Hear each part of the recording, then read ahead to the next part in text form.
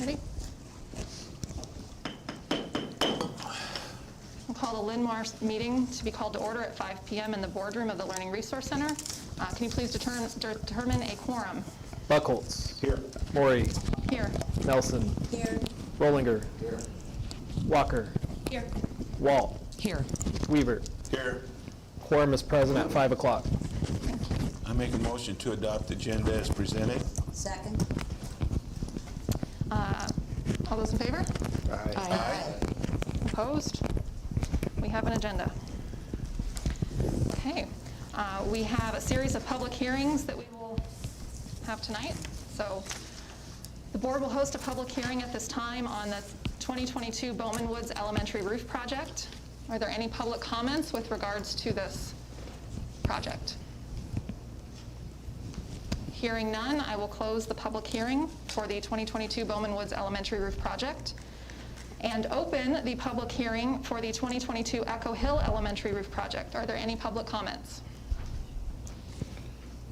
Hearing none, we will close that public hearing and open a public hearing on the 2022 Novak Elementary Roof Project. Is there any public comment on that project? Hearing none, we will close the public hearing on the 2022 Novak Elementary Roof Project. And at this time, the board will host a public hearing on the 2022 Learning Resource Center Roof Project. Are there any public comments on this project? Hearing none, we will close the public hearing on the 2022 Learning Resource Center Roof Project. At this time, the board invites the public to speak on items related to the agenda or district. The board will receive and acknowledge comments but will not engage in a dialogue with the speaker because of the set agenda for the meeting. Remarks are limited to 3 minutes per speaker. Remarks should not contain names or other identifying information about students, teachers, administrators, or other personnel. For additional information on this audience participation, you can visit policy 204.9. At this time, are there any public comments? Anyone that would like to address the board?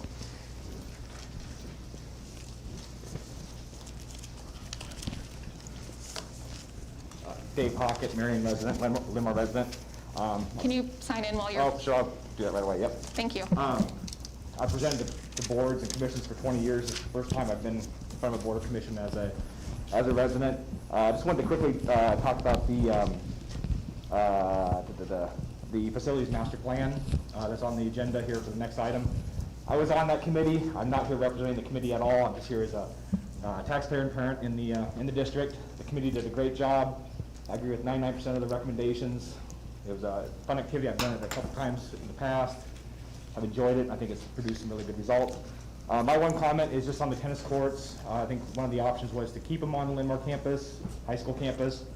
I think the final recommendation was to move them out to Oak Ridge Middle School. Would like to see the tennis courts remain on campus. It's a great lifetime sport. Kids will have trouble getting from, our younger drivers might have trouble getting to Oak Ridge for tennis practice. Celsius right across the street, but those tennis courts are built 100% wrong. They're not good for competition at all due to the orientation. But it's a lifetime sport, pickleball, badminton, not just for the tennis players, but also for the gym program. Hate to see it leave the Linn-Mar campus, the high school campus here. Glad to see the investment in tennis courts. So if they go out to Oak Ridge, I will be out there. I just hope that we can find a place to keep them a little closer to home, a little bit easier to access for not just the Linn-Mar students and staff, but also the public. There's just so few public tennis courts around the high quality. I will say Linn-Mar tennis courts are probably the worst in the conference. If I had the worst in the state for a school our size, so I am glad to see the investment of the district to go forward with that. Thank you. Thank you. Is there anyone else that would like to address the board at this time?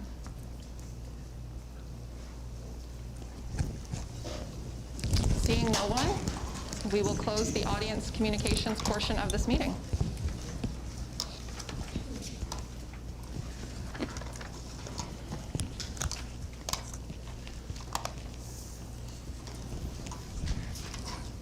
Thank you, Kevin. That was really bright. I appreciate that. At this time, the board has prepared a statement, and I will read that. There have been ongoing discussions surrounding diversity, equity, and inclusion within our district. To have members of our community, our own students, state that they feel harassed or marginalized due to their race, gender, sexual orientation, or beliefs is hard to hear. At its core, Linn-Mar believes that every student should feel welcome and respected by all who surround them. The fact that this is not the case is simply unacceptable. Creating a safe learning environment that feels welcoming and accepting to all students is a top priority for this board. Without this environment, students cannot achieve at their highest levels. There is no easy fix for division and the feeling of not being accepted. As a district, we must start with this truth in order to truly begin to move forward. And this is the goal the board outlines today. We recognize that the past 20 months have not been easy for anyone. We also recognize that events surrounding social justice, race relations, and income disparity have long plagued our society. It is important for all of us to understand that our students watch and listen. They engage and are not as isolated from current events as students have been in the past. And while it seems these events of turmoil happen far from our boundaries, the impact occurs within the halls and walls of our buildings. In recent weeks, our students, representing different viewpoints, stood up and walked out. They expressed their constitutional right to free speech and highlighted areas of discord and misunderstanding. The board is here to state to these students, to all of our students, that we are listening. We are also listening to concerned parents and community members, and we are listening to our teachers and staff. We hear you, and we are committed to working with you to bridge this divide and bring our community together. This fall, Linn-Mar began an equity committee comprised of community members, staff, parents and students, and a representative of this board. This committee has met regularly and will be outlining steps the district can take to address areas of concern in our district. These discussions are helpful for us to understand the lived experiences of underrepresented students and to chart a path forward. In addition to this new committee, the high school administration, in collaboration with district leadership, is working on a series of steps to work with students, both our student leaders and our entire student body, to address the division being felt in our hallways. Ongoing student engagement to address inclusiveness and the sense of belonging in our buildings, as well as shifts in policy and procedure, will follow. We also understand the concerns being shared by parents, and while we cannot always share every detail of evolving situations, we value parent communication and take each concern into account as we review and update district policy and procedure. The Linn-Mar School Board has set policy in place in accordance with federal and state law that protects and affirms students' right to free speech and expression. We will continue to uphold these rights, but also work with students to understand the impact on other students and the community, and to work toward a wider understanding and acceptance of our differences. We will also work with our students to help them see there are more similarities than differences between them. Rest assured, these efforts are something the school board, administrators, teachers, and staff all take seriously at every level of the district. As members of our district, whether you are a student, parent or guardian, staff member, or a member of our community, you also play an important role in this process. Your continued assistance in supporting and helping create a safe learning environment for all students will be critical to our success. Even with these initial steps, we know this will take time and continued conversation. Moving forward, we are committed as a district to a path of continuous improvement efforts in the areas of diversity, equity, and inclusion. Ultimately, the work of creating a respectful, unified, and inclusive environment is never done.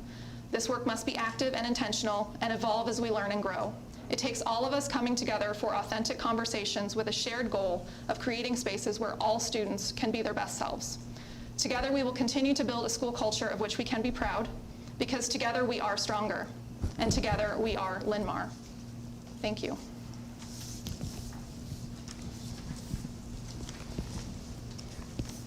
At this time, we will welcome members of the Facility Advisory Committee to share an update on their recent discussions regarding future facility needs for the district.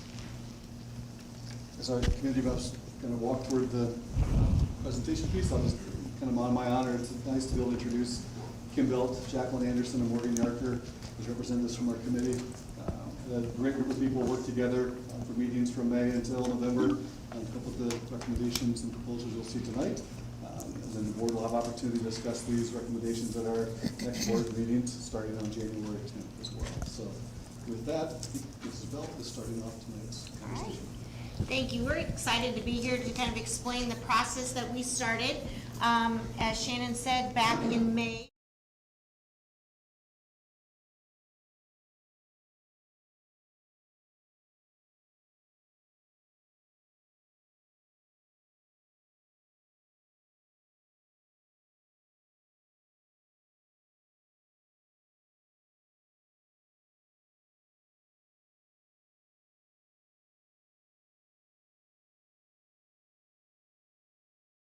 come to you tonight and make our recommendation to the board and the community for what we'd like to see happen at Linn-Mar next. So we were a group of all kinds of different people. We had 3 board members on the facility committee. We had 14 district and building administrators on the committee.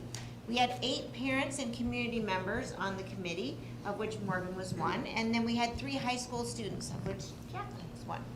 And so it was very eye-opening to see people's different opinions. You know, my opinion was definitely different than maybe one of the middle school or the elementary principals or something like that. And so it was very interesting to get all our thoughts together.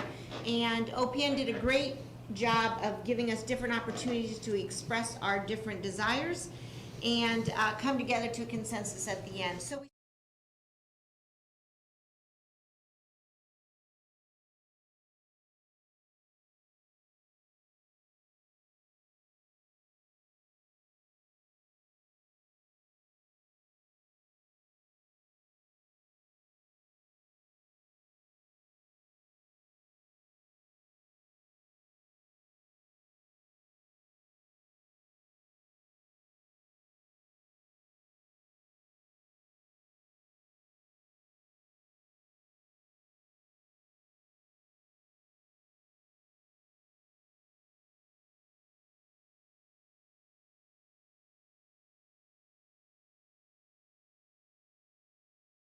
groups did a lot of things with Post-it notes.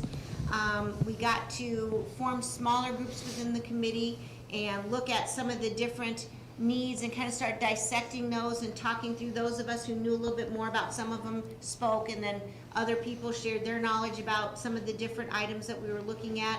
And so we did some exercises that these guys are going to talk about here in a minute that led us to a consensus on the committee as far as what we would recommend to the board tonight for our future plans. And so that was what has led us here to make our recommendation. So I'll let Morgan take over. All right, so that's what I'm going to talk about, is sort of where we started. Initially, we started with a needs exercise that was more of an individual type activity for us, which was after we learned what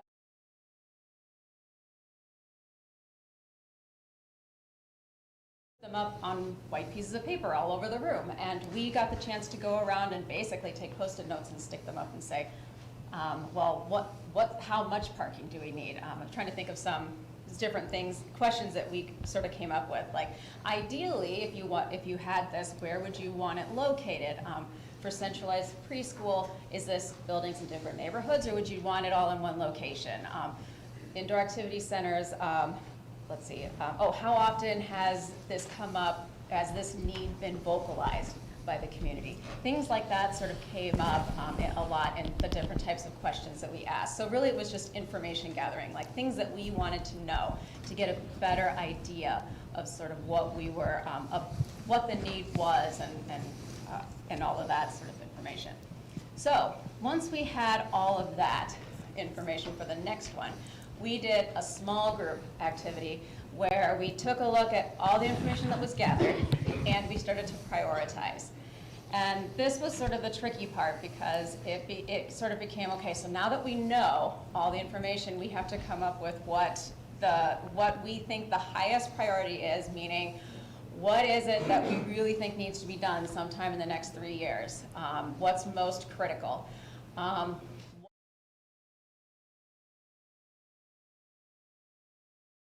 It doesn't get done right away, maybe sometime in the next 3 years, or it can wait. Either it's not needed right now, or we're going to do it, but it can be put off a little bit longer. And the nice thing about how this is organized, it really is sort of it's a priority. It's ordered in order of consensus of our priority of results. So there were 6 small groups that day, and like, for example, really the one that sort of came up to the top was the repurposing or reconfiguring of the LRC. Of the 6 small groups, 5 of them ranked that, or put that as a number 1, the highest priority. And 1 small group put it as a number 2, meaning it was important. So really that one sort of came to the top as something that really needs to be dealt with pretty quickly here. So of the ones that we all discussed, the LRC, the tennis courts, the performance venue, the parking at the high school campus, and the indoor activity center. Those were the ones that really that stood out as the most critical. So those are the ones that we decided to focus on and decide how, basically how we were going to deal with that and where we were going to see if we could fit them and put them in. So I'll let you take over from there. Hello, I'm Jacqueline Anderson. I am a junior and I was able to be one of the student representatives on this committee, kind of here to identify the priorities of the students. And this is for our final planning exercise. OPN gave us these squares of different colors to kind of place out across maps of the high school and then the entire district as a whole, to kind of identify where we thought as different groups what the best placement for different facilities would be.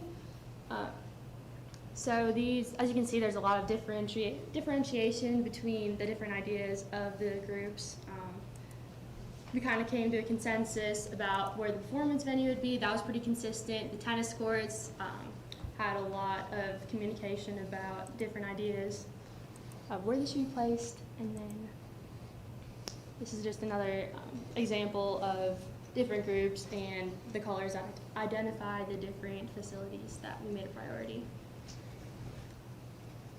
And then the different factors used that we went through for where we would place the new developments were what would make sense topography-wise, how it would be used, and whether or not it was a priority for it to be on the high school campus, and then how we could best combine resources between different facilities that are already existing and then new buildings that would be placed. So this here is the final recommendation. After compiling tons of different ideas over months of planning, this is the outline for where we believe the best placement of these new facilities would be. As you can see, the green is the high school extension and administration.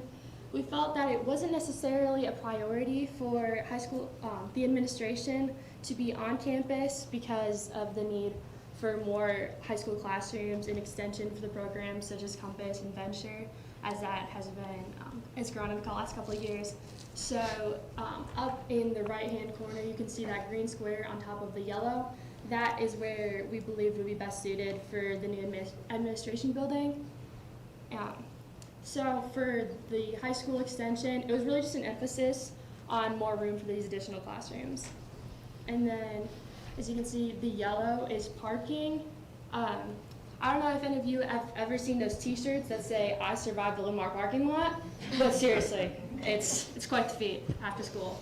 So that was a huge priority, especially as a student. I know that overall we came to a consensus that that was pretty important throughout the committee, but definitely a huge priority for parking across the campus, you can see. And what we have right now would provide approximately 500 spaces, give or take. That's up to OPN, but it was definitely a high priority. And then the new tennis courts, we finally decided that they would be on, or for our recommendation, it would be on the Oak Ridge campus because it allows us to combine the facilities, bathrooms, concessions with the baseball complexes already there. In the current tennis courts, the location, just topography-wise, it's kind of at a slant, and we definitely decided that they need to be redone. And that it's best to be off campus to utilize the space at Oak Ridge right now. And the blue right next to where the current performance venue is, the auditorium, the little theater area on the high school campus, was the most consistent when we did the Tetris activity with the different colors. It's placed where it is up there. It is able to share facilities, the lobby that's already with the current auditorium, and also restrooms. And we decided that it was a pretty prominent importance that it stay on the high school campus for music and other performing arts. And then lastly, in the orange section on the right-hand picture is the new indoor activity center. We decided that that was the optimal location to be connected to the high school where the weight rooms, the gyms, and the wrestling rooms already are.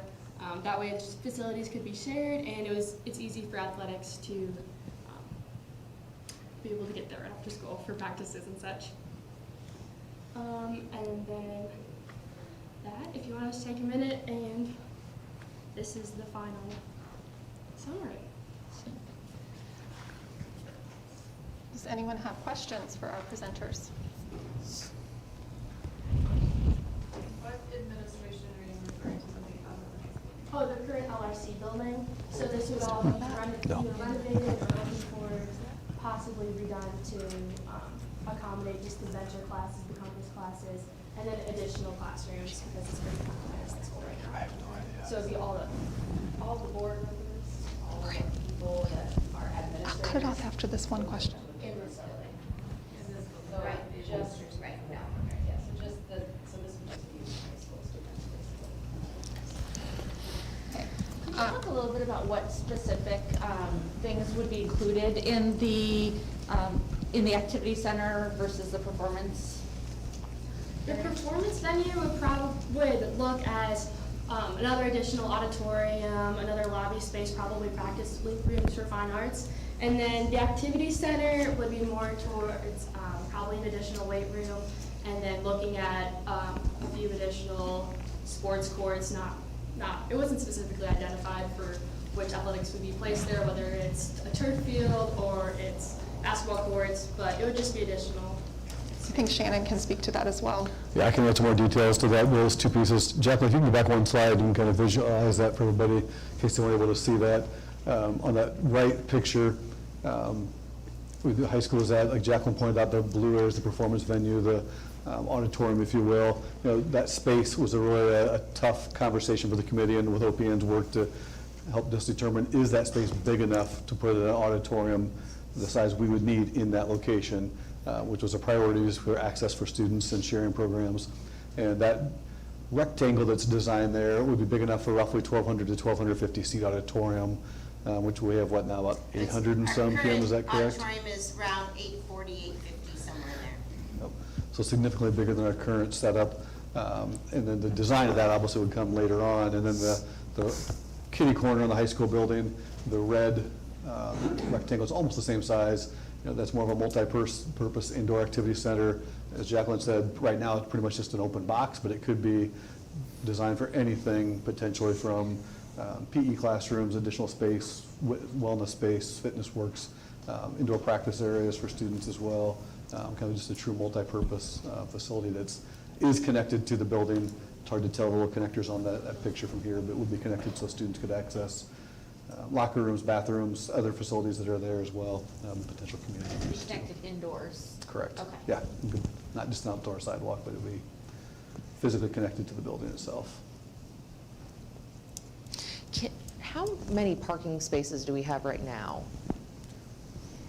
for students? You know, as they were talking, I was sitting there thinking, somebody's going to ask that question. And we talked about that on the committee. We had the exact number, and I don't recall at the top of my head. Do you guys remember right now? Where's Dr. Gustafson when we need him? Wasn't it I think around we 800? have roughly about 1,200 spots for students and staff right now.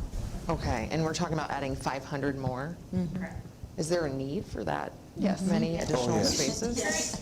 Currently, in our parking Yeah. lottery, juniors and seniors all get parking spots, and Yeah. staff members, of course.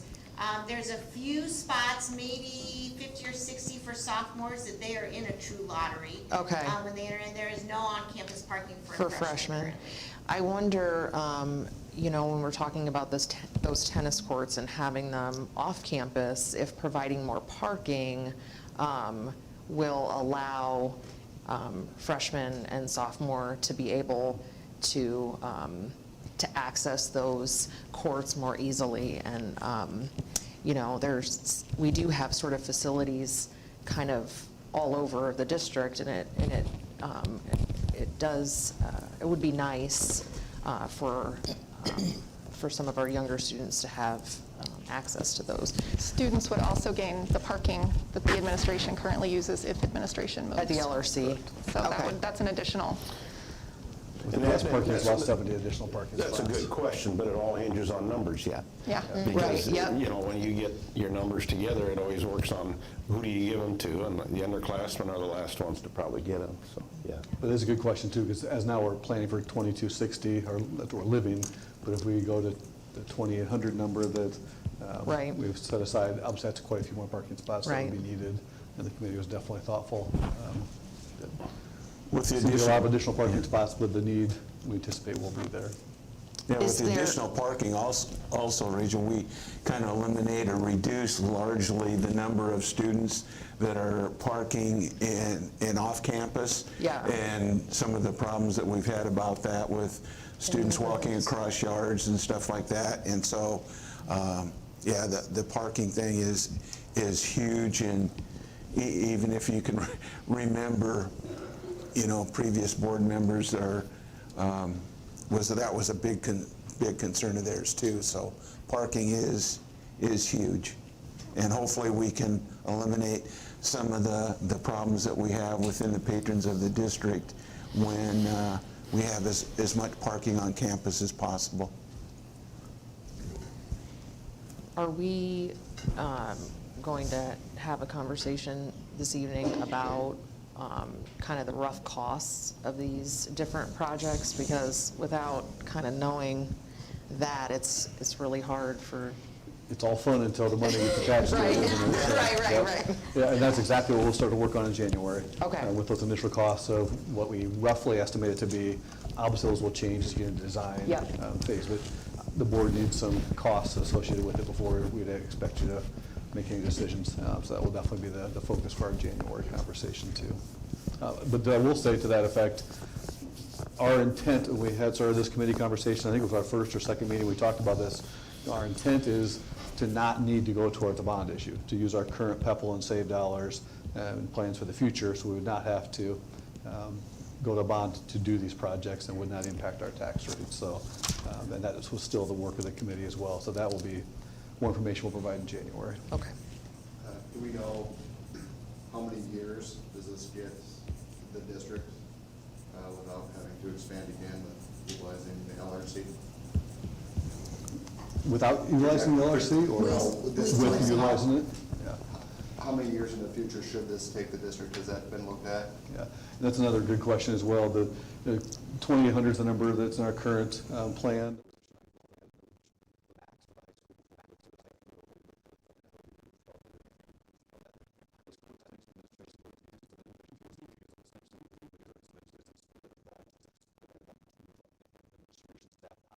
To allow this whole building to be used for students, whether that's remodeling this building or repurposing this building.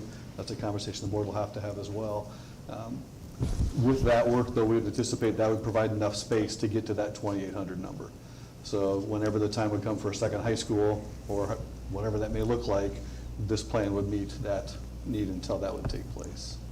But there's no projections on The facility. How many years? 2,800. The last projections we had did not have it within 10 years, Yeah. so.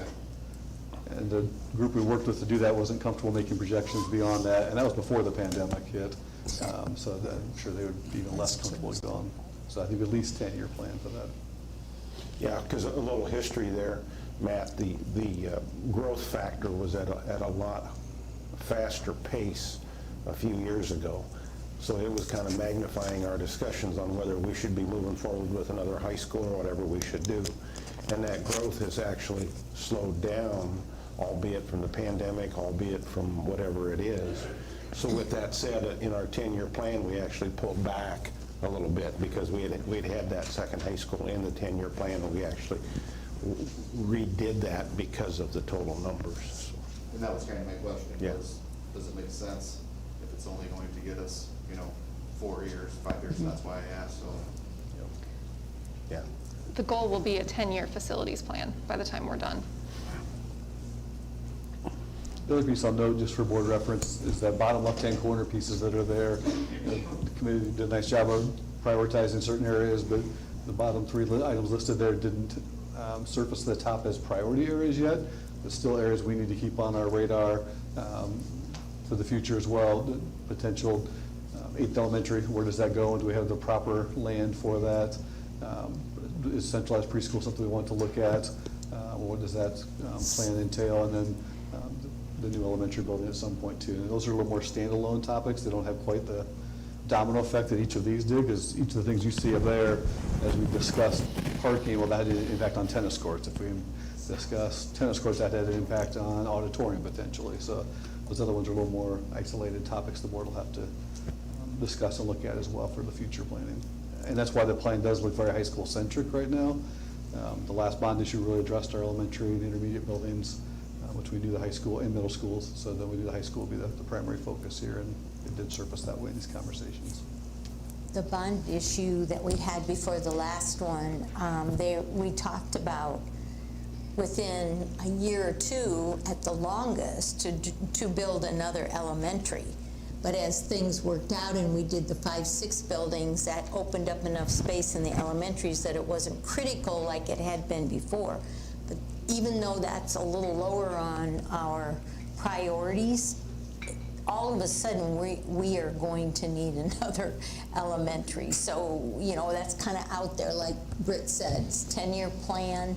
Hopefully we can help project where we might need to start thinking about putting that in there. So it's there, but just because I know some people are real nervous about that, and I said it's not gone, it's just not as necessary right now. So when it becomes, we are seeing that we're going to need it, then we need to plan a couple years ahead so that we can get it built and ready to go.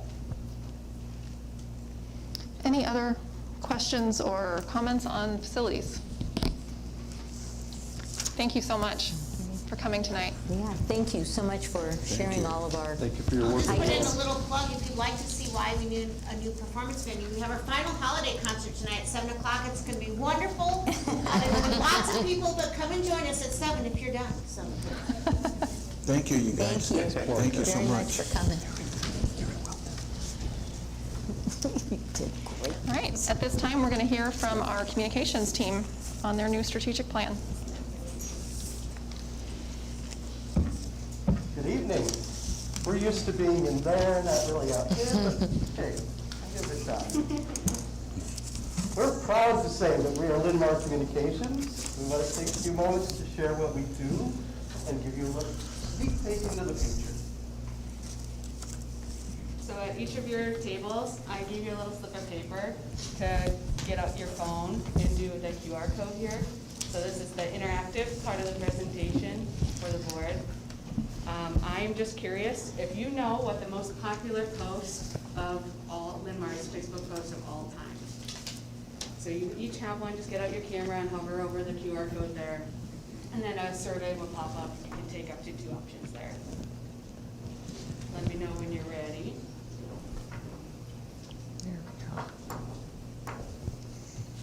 So I have the live results here on the screen. So don't look up, I'm still taking the quiz.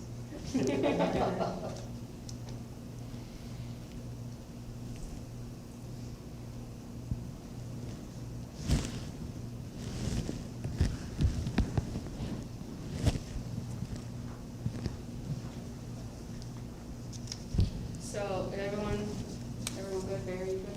Yep. Okay. So the correct answer is the COVID-19 video that a student created. So this is the most popular Facebook post of all time on Linn-Mar's account. And this video was created by a Linn-Mar 8th grader, April 1st, 2020. And it's to the theme of the Fresh Prince of Bel-Air. We can't stream it because of copyright issues, right? So because we're streaming, I don't want to show it to you. But I will say that of our fiscal year, the damage from the derecho was our most popular post, followed by the return to learn plan. So just from most popular of all time to fiscal year, the photos from the derecho were the most shared on our channel. So tonight we'll be following the 5 W's and the H: who, what, where, when, why, and how. But we're going to scramble the order just a little bit. So let's start with who. I'm Kevin Fry, I'm the communications coordinator. I've been at Linn-Mar, part of the community here since 2003. Prior to coming to Linn-Mar, I worked over 20 years in the newsroom at Channel 2. I held various roles in as a managing editor, assignment desk manager, 6 and 10 o'clock news producer. And through high school and college, I held roles as that, and Q103, KQCR, Cedar Rapids. Once you're a radio person, you never forget those lines. And at Cedar Country, KCDR. It's now K-Memory. And I am a Linn-Mar alum, so you can see 13 plus 2. I was a student here as well, but I started about 9 weeks before the pandemic, so my onboarding was a little bit different. But I was able to kind of hit the ground running. I started my career out videotaping live sports at UNI. I did a couple of recruitment videos for the college, and then I even did freelance for ESPN when UNI basketball was pretty good. And I did like kiss cam at like Colonel's games, so that was pretty fun as well. I got paid to watch sports. After college, I was a video editor at Mayo Clinic, which I learned not to eat at my desk. That was a learning opportunity there. And then I worked at a TV station as a producer in Minnesota for about 3 years. I got married, moved back home, and I've been in a marketing or a communications role ever since in about 5 different industries: TV, healthcare, nonprofit, manufacturing, and now education. Same kind of job, just different ways, essentially. And I'm a little bit over halfway done with my MBA, and I took a lot of business analytics class, so you'll see a lot of analytics now throughout the presentation. Our second W is what? Our primary communications tool is our website. It's our front door to what's happening at Linn-Mar. From emergency weather alerts to featured news and school venues, it's the place for information about us. In the last fiscal year ending June 30th, our website had 1.9 million page views. We posted 142 news stories and multitudes of pages on the website itself. Our Google, we do some more analytics on the website as well. So this is the top 10 pages of our website the last fiscal year. So you'll see number 1, that backsplash, that's the home page. So that should be the most viewed page. Followed by the Linn-Mar High School page, and then the directory, followed by the Return to Learn plan. So last fiscal year, these were the last top 10 pages. You'll also see that the calendar's on there and the menu. So as we continue to make improvements on our website, we look at these analytics to kind of help, how can we make these items more predominant on the homepage. Social media, so we added LinkedIn and YouTube this year. And then we changed from Hootsuite to Sprout Social, which it helps us more analytics, easier posting on Instagram. And then we created a social media group. So now we have a social media person at each building, and we've offered training and support along the way. One of the things I think we first started when I started here was like for school closings or weather delays, each building was sending out their own maybe created graphic, right? A 2-hour delay, and they were creating their own. Now we have a centralized graphic that is consistent throughout the district. It's a more standardized look. We're saying the same message through all our buildings. We also did a social media audit and kind of deactivated some old accounts. There have been a few maybe Excelsior accounts and someone forgot the password, so now we have deactivated those and kind of making sure that we only have one per building and kind of making that a little bit more easier to understand as a parent. Social media analytics, one of my favorite parts. So Facebook is our biggest channel. You can see that it's got 7,300 followers, followed by Twitter and Instagram, and then again, LinkedIn and YouTube. We just created this last year's. But I anticipate Instagram to be surpass Twitter because most of our audience is women between the ages of 35 and 44. So we interpreted that as moms, right? Yeah. So Twitter is slightly younger and it's more evenly split. So we've kind of noticed journalists typically follow us on Twitter. When we share something online, we usually get a call. Almost immediately. After we post it online. So catering to those audiences and posting different content at different times for different audiences has been a strategy that we've been doing this year. You can also see that we get a lot of impressions likes and shares throughout all of our platforms, and they like different things and comment on different items as well, and we monitor all of that. Our email newsletter, we're happy that we just launched last month, and we've had 2 newsletters so far. We will have another one this week, but we wanted to include the board photo that we're going to take after the meeting. So we wanted to include that as well. We had about 4,300 emails from Power School that we were able to use from parent emails, and we've had about 360 opt-in subscribers since we've launched our first one. So We're very pleased with we're how very this pleased with that. is We also worked with our website host to include a sign-up button on the footer of our homepage, so it's a little bit easier to find. The most clicked link so far in both of those newsletters have been the We're Hiring page and a trivia poll. So I specifically put that trivia in there. It was about like Linn-Mar history, but I wanted to also include it on a back end of how can we use this survey tool maybe moving forward. Maybe we survey parents, maybe we use this as an opportunity moving forward, but I wanted to just test that feature. Big part of what we do is vital communications, most notably the 5 a.m. text from Shannon when the weather chooses not to cooperate with our regularly scheduled activities. We're not going to have any of those this year. No, don't break our students' heart, Shannon. One of our newest communication tools is School Messenger. With this one method, we are able to send out over a message to 20,000 people. And so we used it about 25 times this year to send informational or whether we make a text out. We work with student services and the management team to provide sensitive messaging in times of sad news that we can share with the community. And we coordinate and produce video communications for the superintendent's office. Weather cancellations are a big part of it. So when that 5 a.m. text comes in, our first step is to get the information on the website, on the alert bar at the top of the page. That's where it is first. And then the local media are called, the 4 TV stations and 9 radio stations, while the message is sent out to our 20,000 School Messenger subscribers. Then the message is sent out through the district social media accounts and shared with our social media group, who send it to the individual buildings through their own social media channels. And the goal is to have everybody informed by 5:30 a.m. so they can plan their day. So This is the graphic that we've been using as well, but we also are working with Venture, and then maybe have the kids help us create a graphic moving forward to kind of include that. So we're looking forward to seeing what they come up with. Another part of what we do is provide district support in the form of published media.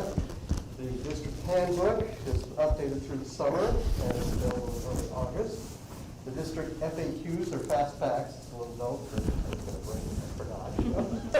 It's available in all our buildings. It's full of district statistics.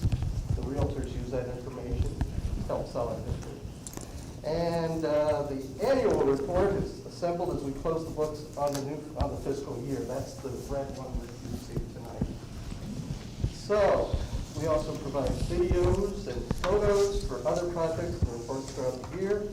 And we handle the emails. During the last fiscal year, our info box brought us over 2,000 inquiries. We're on target to exceed that next year. And due to the pandemic and other public events being canceled, our virtual back tax submissions were down this year. Only been about 100, but they're all on the website to promote different events in the community. And we work on FOIA requests, freedom of information. And as you know, we provide audio and visual and streaming support in that little room there for our school board meetings. So the most rewarding part of my day is first thing in the morning when I have the privilege, I consider it a privilege, to work with the high school's LMTV news team, who knows best what's going on in the school. The students, like Jacqueline, one of the good ones, one of the great ones. The information they gather at the middle and high school level is vital as we share our story with the community. High school's daily broadcast is now in year 19. Middle school shows are produced weekly. They're in year 7. LMTV YouTube channel has 1,500 subscribers, and the shows are always available online through the district website. Just to brag a little bit, the LMTV News team over the years has earned 16 All-State Awards from the Iowa High School Speech Association. Jacqueline's our assistant station manager, one of our outstanding performers, as I mentioned. She's here to share a little bit more about her experience at LMTV. It's all yours. All right, so first I would like to thank you all for giving me this opportunity to speak again on a topic I've become very passionate about, which is Linn-Mar Television, or LMTV. LMTV records and produces 5 3- to 5-minute shows a week, in addition to special reports for administration, on-site reporting for events such as homecoming week activities and prom, and assisting the athletic office with sports commentary, even on-the-field interviews with coaching staff and football pregame shows. Some of the less tangible but equally as important impacts LMTV have had are the skills taught to and demonstrated by the students within it. Before 8 o'clock every morning, these students have run audio equipment, telecasters, and teleprompters, fulfilled the duties of producers and directors, and worked to improve their public speaking skills, all the while building confidence in their abilities to do so.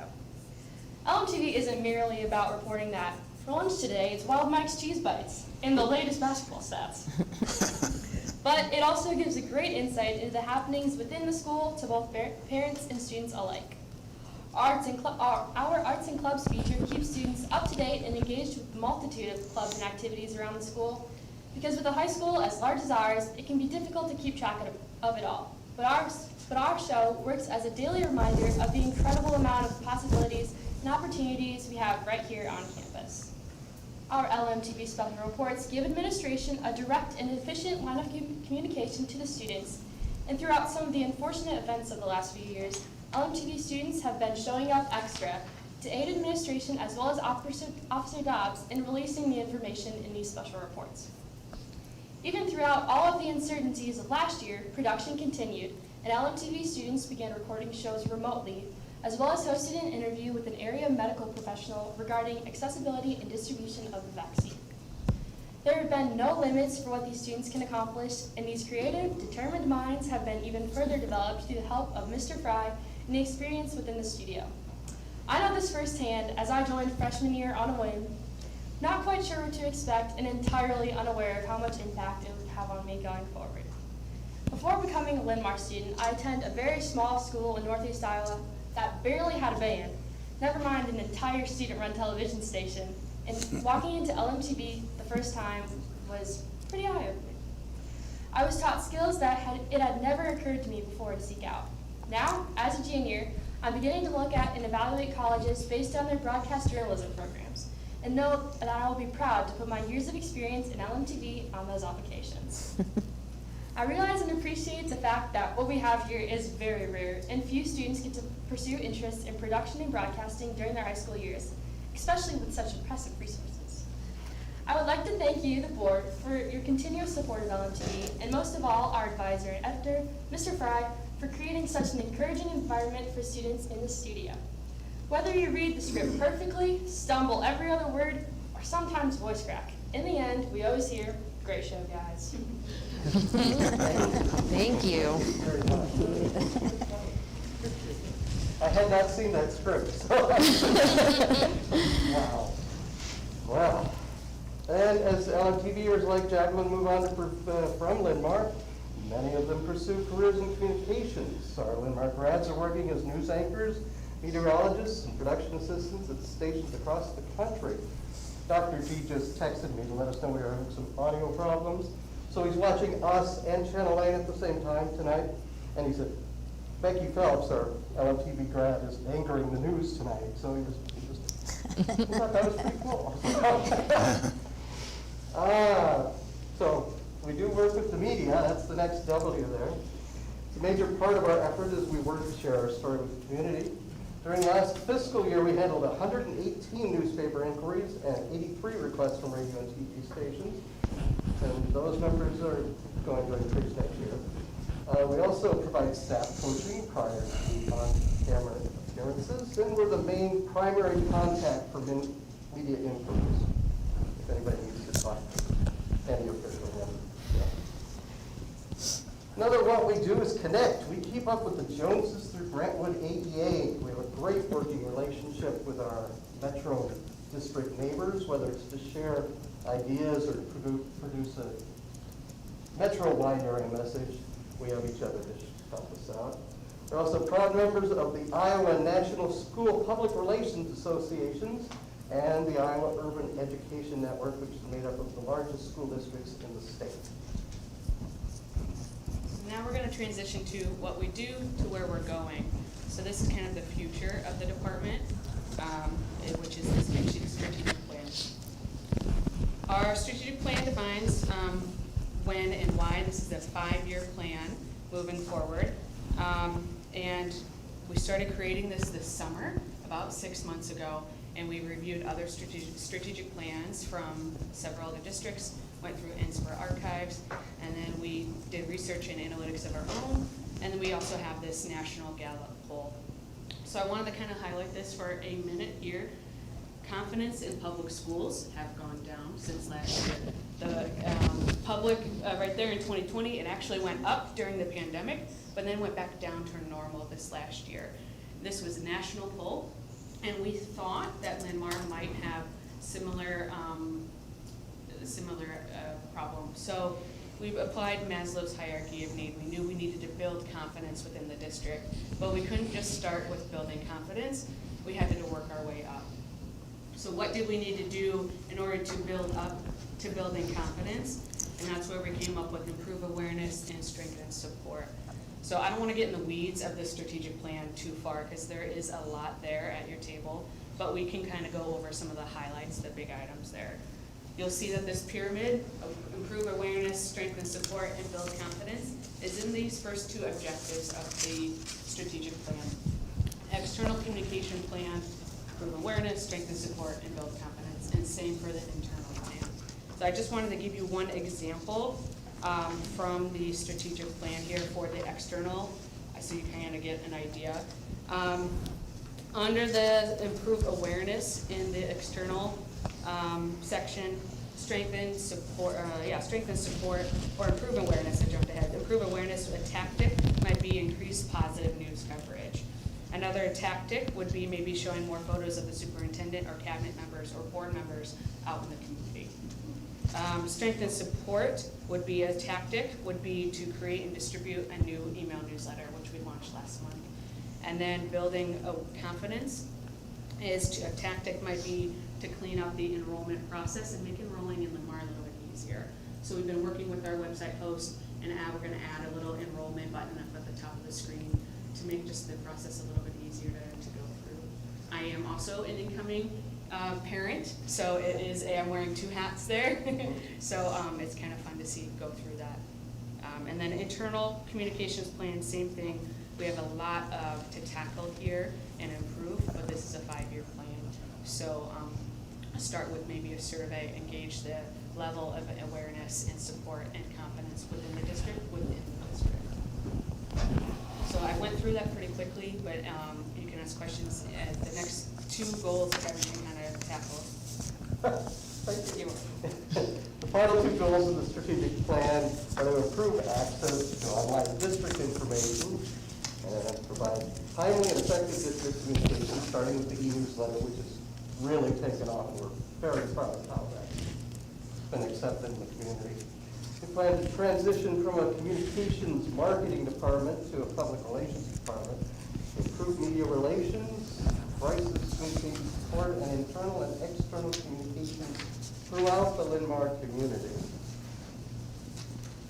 In summary, we are Kevin and Caitlin. We worked very hard to share our story with the Linn-Mar community and beyond.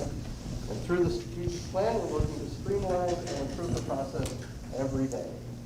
We are Linn-Mar. Do you guys have any questions for us? That's communications in a nutshell. Yes. I do have a comment.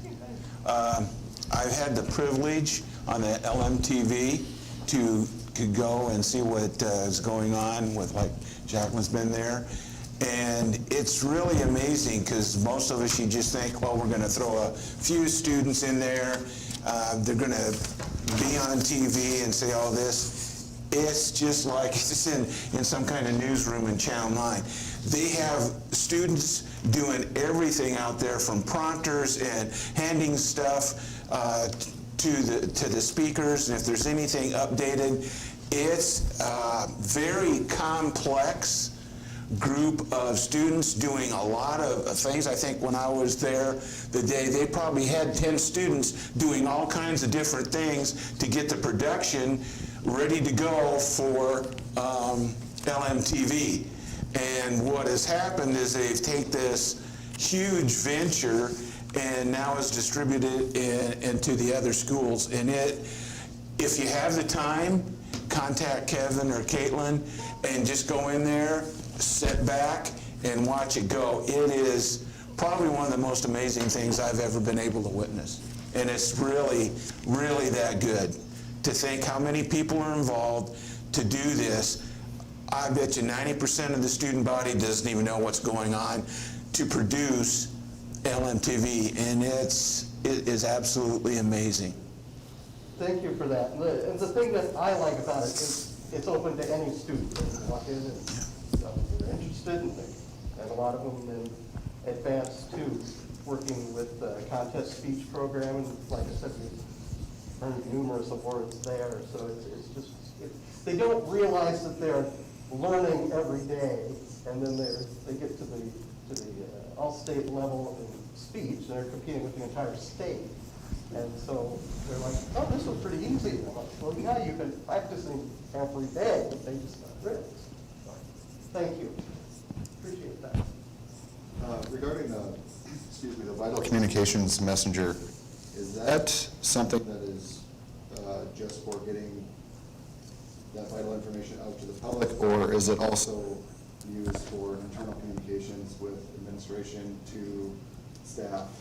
Is that the same? Right I now- guess I'm just asking how, Yeah, if something right now went. we use School Messenger mainly for external audiences. So it's a totally separate communication system to staff. It's synced with Power School, so if you put your information in Power School, then it is automatically in School Messenger then. Okay. Whereas the email newsletter that we just launched is an opt-in. Does that make sense? Yeah, I guess I'm curious on, let's say Shannon needed to get something to teachers and staff. Yep. That this would not be the vital. There is a staff communication list. messenger. From my understanding, there is a staff list within Power School that is in the School Messenger. Yeah, but that's not necessarily how it's being used. No. Correct? Not at this. Since you referenced me, I can speak to that piece. We don't use School Messenger. I don't. When I send an all-district email, Gayla helps me run that, send out to everybody through our normal email system. It does not go through the School Messenger. It's a little more complicated setting that piece up that we don't need to if we have our internal communication set up through email. I've got a couple of questions. One is, when we talk about the internal communication, one of the things that we've talked about at the board table before is how do we create communication that is similar throughout the building, so that it looks the same, so everybody's getting this same information. How do we integrate that vertically and horizontally to have more cohesiveness there? So I wonder if that will be a priority for you guys. Another thing I'm wondering about is how will you guys work with Shannon in order to, when we have communication, when Shannon has communications, do you guys intend to kind of take some of that off of his plate? What is your plan there? Well, Shannon's our mouthpiece for the district. He's a spokesperson, so when we have media inquiries, which are practically daily, we discuss, okay, we can present this message, we work it out, and work with Carla, because she's our direct boss, so it's all kind of a communication triangle sort of thing. And we work with Shannon to ease, the whole pile of stuff he's got going on, to help craft the message that we want out there. So I think does that answer part of it? Yeah, I mean, that's part of what I'm looking at is, that there is some centralized place where this is all happening and it's not bifurcated, so that kind of Shannon's doing one thing and then you guys are doing something separately. We're in I'm constantly up and down the hall because our office is the farthest one. Yeah. I think that was intentional. That's that whole HR wellness thing. Your steps in. Very much so. It is a good question too, as we look at facility design for the future at some point. Closer proximity there would allow for easier collaboration, communication. Not that it's hard to track me down, but that ongoing communication piece would be beneficial that way. I feel like there's been a lot of emphasis on social media and our website, which is really, really important. But I also think that, there's kind of a larger communication strategy when we're talking about how we interface with the community. And so I just want to make sure that that we're kind of, bringing it all together.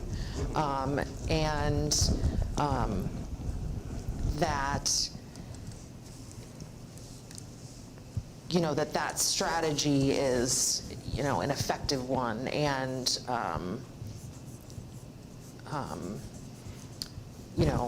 kind of people feel like, that they're getting the information that they need. I think the email tool in the newsletter will help us with a lot of that. Shannon can speak directly with the parents this way as well, but then also if we use that survey, it can be a two-way conversation.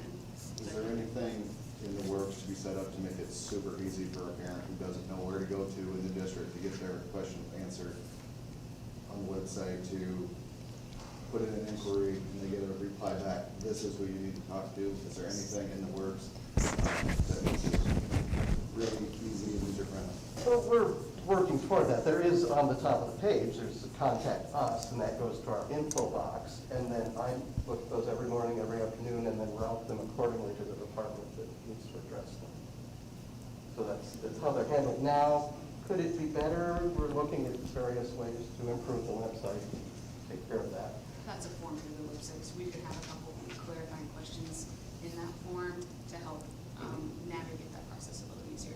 I think that would be a huge benefit to the community, a very easy way to, this is where to go. Well, we're well aware of that, yes. That's a major. Kevin's actually had an idea of also like, how do I on the website? How do I reach out to the superintendent, or how do I enroll a student, or how do I find what the menu is today? So kind of having a how do I section as well might be something we explore down the road.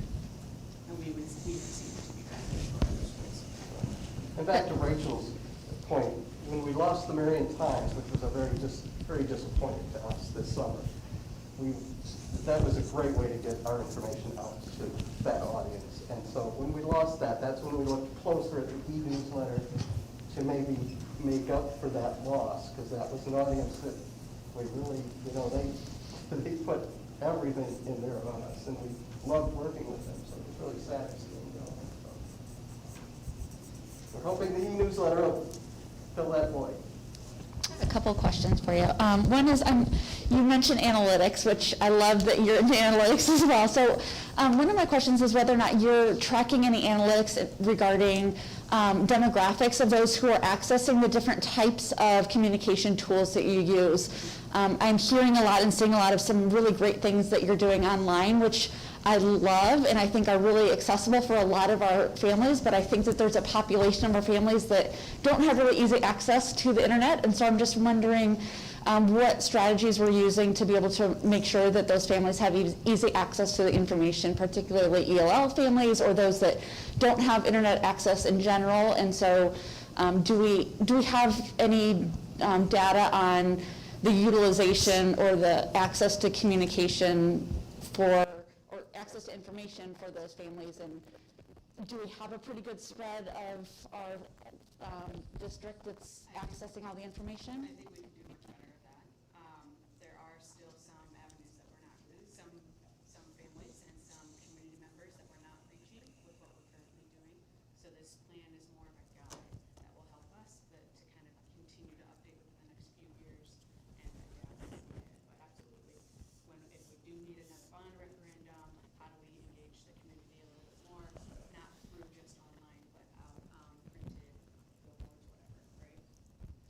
are there things within the plan around ensuring that information will be accessible to those families?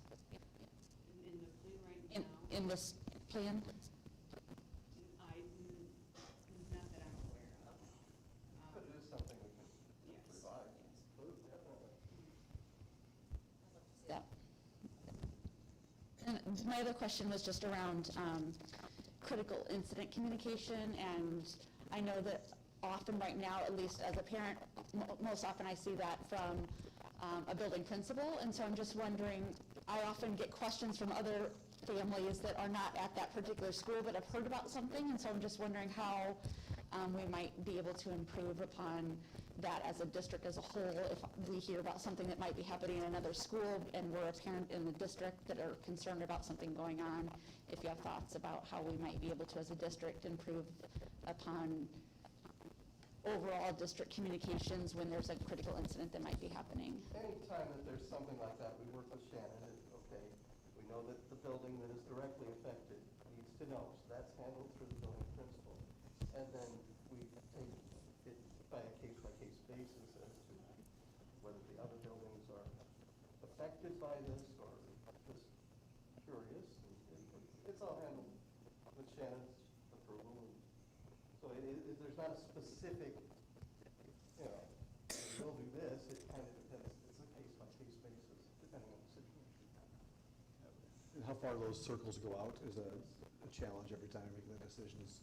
I'll try to focus on who needs to know the information and make sure we get information out to people that need it in a timely manner, and then do we take the next circle out as far as sharing information beyond, or is that going to create more questions or confusion for people as well? We want to make sure to avoid that when it comes to critical information as well, but certainly something we can continue to revisit and get feedback from people on. If they're looking for more or different information, we can certainly consider that as well.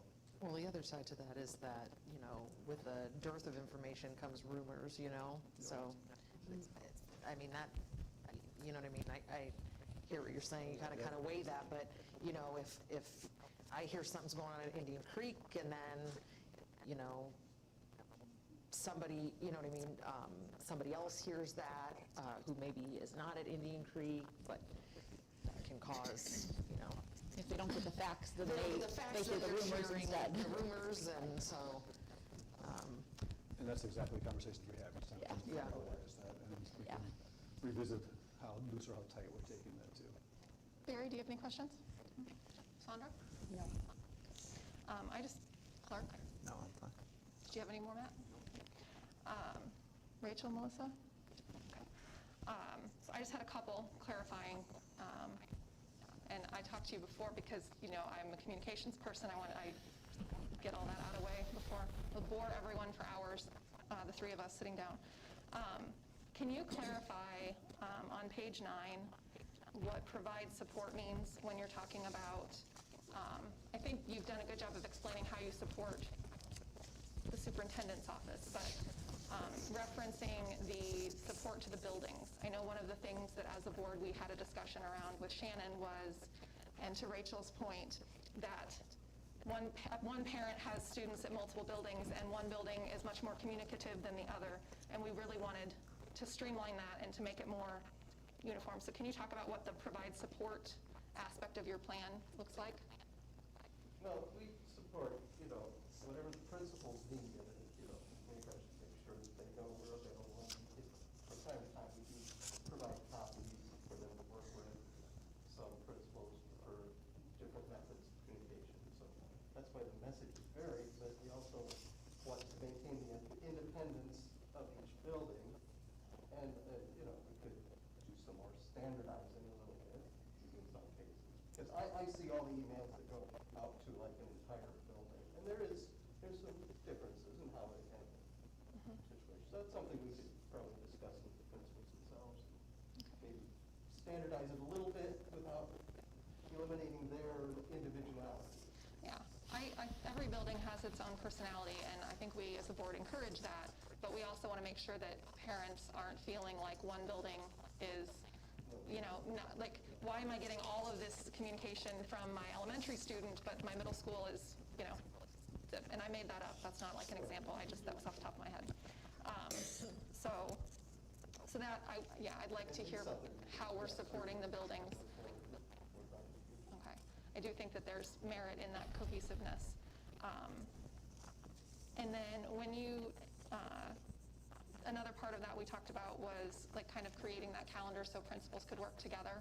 And we kind of all understand this is the time of year, these things, so it's a coordinated effort. So that, I'd love to hear more about that in the future when you're updating it.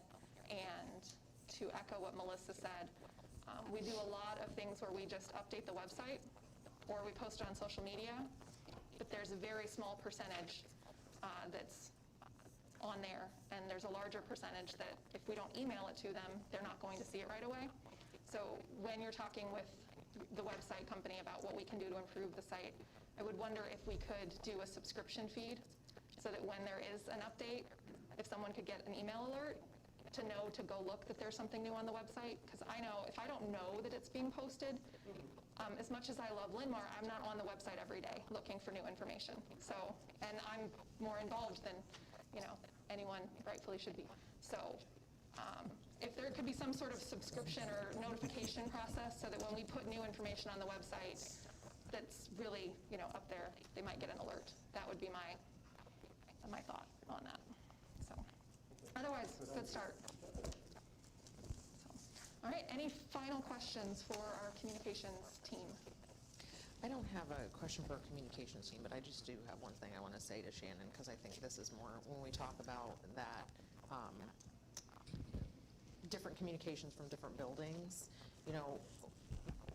I appreciate, Kevin said, some of the principals want more directive from the communications team than others. I respect the individuality of all of the principals, but I do think that, as we've discussed before, we're getting to a size where we do have to have more cohesive communication across buildings. And so, that may be something that has to come from you and not directly from The standardization of the the communication standard, expectations yes. would come from myself, Bob, Correct. Nathan, Yes. with principals, Right. and then the Right. process piece of it would be more the communications. Right, but I hope we can move more in that direction. Maybe even just the guidelines of weekly, and these are the criteria, and they can have more. Establish those standards, and then we still allow for some individualities that may as far as the personality of how they communicate. Right. But the what piece of it especially, and the when, I think is something we can certainly look more consistently at. Thank you guys for all of your hard work and for Thanks, stepping out of guys. your booth tonight and joining us. Next on the agenda, we're going to hear from the Finance Audit Committee and talk about our audit review. So JT, however you want to. Go ahead and update. Okay, and you'll get set up? On the meeting itself, yeah. All right. So Barry or Clark, I know all three of us were there, but I'll let you guys. Well, we're going to be hearing from the auditors here in a few minutes, right? Or sometime yet today? Yes, Yeah. he's going to get him on the phone, I think. So with that said, I thought it was a very productive meeting because JT introduced us to an addition to his staff. And because of the audit, the number of pieces that came out of the audit, they're putting more checks and balances in place. And needless to say, the audit went very well. There really wasn't a major issue. But the nice thing about it is that we can tweak a few things to protect ourselves and protect the staff as well. And I thought, we went over the 800 policy, which deals with finance, and going through each item, we eliminated some things because it was redundant, and that helps. But as you go through this and working with IASB and the auditors, there's things that we can still do. And like Barry pointed out, there's very few things that really need to be updated. And we're doing things the right way, which is extremely encouraging when we have the facilities plan and questions about the money that's going to cost. And it's really interesting how it's progressed and where we're going. And even though I've been on the board, this this is my 6th year, we're always changing to better the process, and I think that's really important. And that not only goes from who JT has to work with, but our administrators and the teachers and stuff like that. Mention one thing would be like use of credit cards and that type of thing. And it's always evolving, but it's always in a positive way. And to make and streamline our process so that it's easier to work with and make sure everybody's on the same page. So that was really interesting. I don't have anything to add. We'll just give you the floor and see if you can get another round of applause. Not tonight, unless you're going to clap over 130-page. I couldn't sleep all weekend. It was a page turner. Yeah, this, again, if you have any issues with sleep, don't grab your medication, grab the audit report. It's for sure a way to do that. But as you know, we're required to do an audit annually every year. As the committee members noted, it's not really a gotcha type of process. It can be a frustrating process, but it really is a time for refinement. They find things that help us improve as a district. Tonight, Mia from our auditing firm, Bonsack and Fromell, is on the phone, and I'll kind of give her the floor and let her kind of take you through just the audit and also answer any questions you might have for her. So hopefully we can have some good technology here with this, so cross our fingers. Okay, good. I'm going to hang up the speaker, and I've got to get the mic up here so we can hear you. I will try to help translate any questions that the board has, but JT's got your slides pulled up, and we'll get you projecting here in just a minute. If I accidentally hang up on you, I will call you right back, okay? All right, we got you on speaker. Wonderful, thank you. It's a pleasure to present the year-end audit tonight. I appreciate that.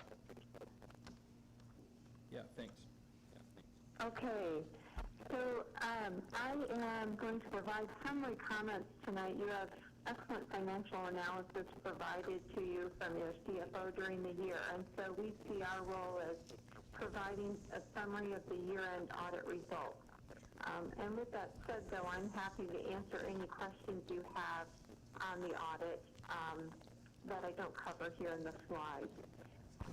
First, there are 3 deliverables for the year-end audit. There is the bound annual comprehensive financial report. There is a single letter. It's a 2-page back and front letter. That's called the control deficiency letter. It's observations and suggestions that we have as part of performing the year-end audit, but these are not findings. The old name for this letter was the management advice suggestion letter. I kind of prefer that over the new name. The second letter or deliverable is dated November 18 at the top. It's a little bit larger, and these are required communications to the board. I will admit it is somewhat boilerplate because it's a required standard out of the auditing standards. But what you'll see here is a summary that tells you that there were no disagreements and no issues as we were performing the year-end audit. There are some estimates, and we identify them in the letter, but I will tell you there have been no changes in what your significant estimates are from prior years. And then it's a larger letter because attached to it are the representations from management that we're also required to provide to you for your review. So those are the deliverables. There are actually 3 audits that are performed each year.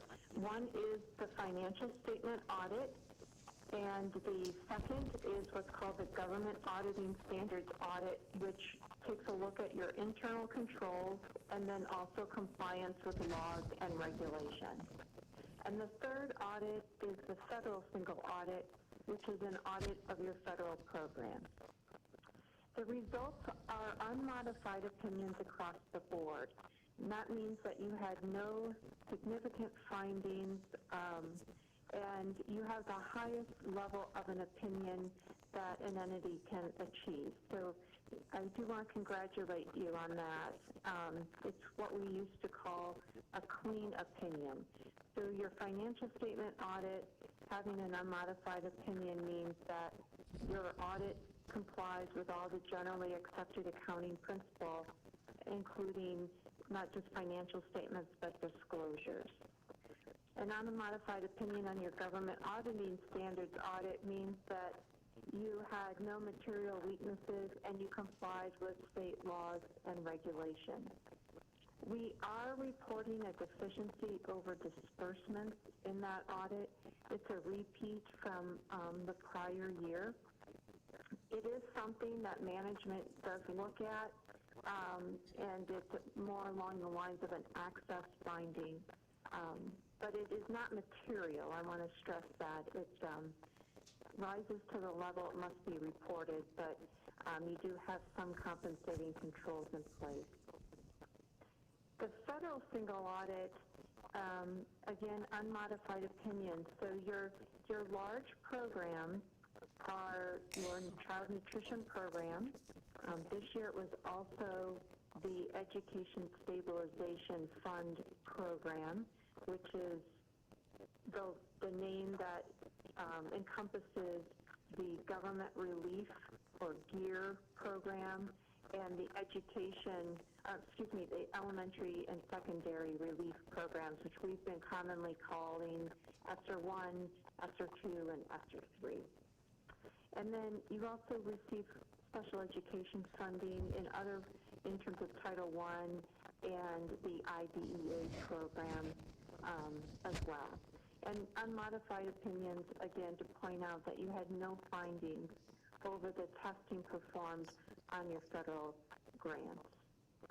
And if you're interested in the detail of that, your bound audit report on page 117 is where the federal single audit and a summary of the audit results all start.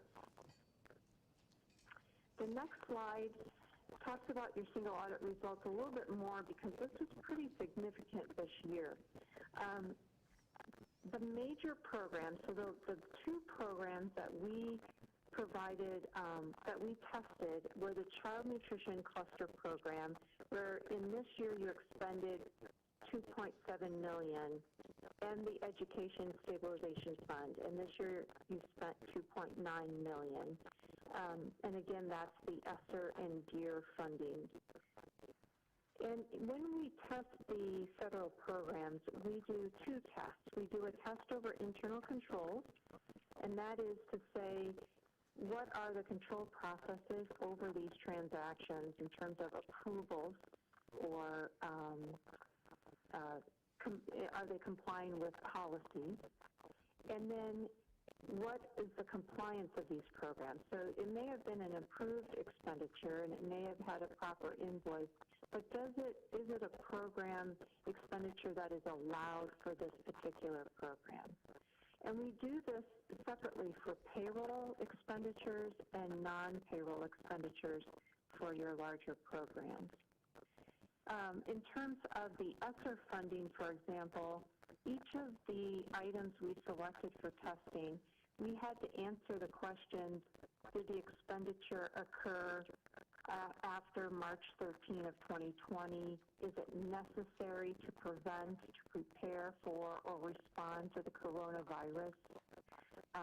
Is it an expenditure that the state allows to be spent in terms of the award for the coronavirus?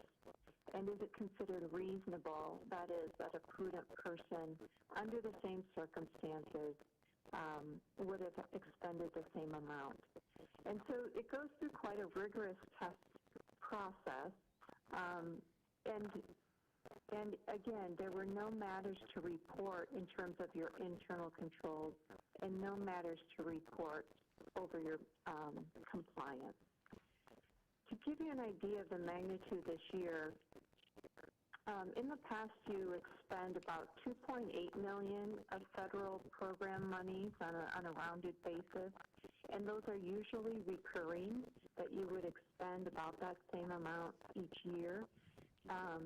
This year the district expended $6.8 million, so a $4 million jump. that needed to be tested this year. And your total allocation from the state for all of these COVID-19 programs was $7.6 million. So that is your allocation from the CARES Act, from the CARISA Act, and from the American Rescue Plan. Of that amount, just over, as I mentioned, 2.9 million was expended. So that does leave you with remaining dollars, about 4.7 million for fiscal year 22 and later to be expended. So you'll probably be seeing this Education Stabilization Fund as a major program in the next fiscal year. So all good results to report tonight, but again, I'm happy to take any questions.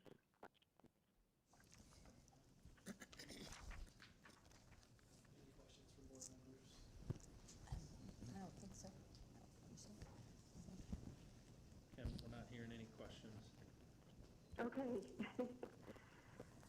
Well, I appreciate the accommodation for being allowed to make the phone call tonight. I appreciate that. I had a conflict, but I did want to make sure that you knew the good news to report. Okay, very good. We Thank appreciate you. your help. Thank you. Thank you. Good night. Have a good evening. So there will be an item on the agenda tonight to approve, officially approve the audit. And then what will happen is we'll submit this report to the Association of School Businesses International for consideration for an award for reporting. And we'll, usually those results we get back in the springtime, so we'll see if we meet that criteria. But that's kind of the next steps in this process.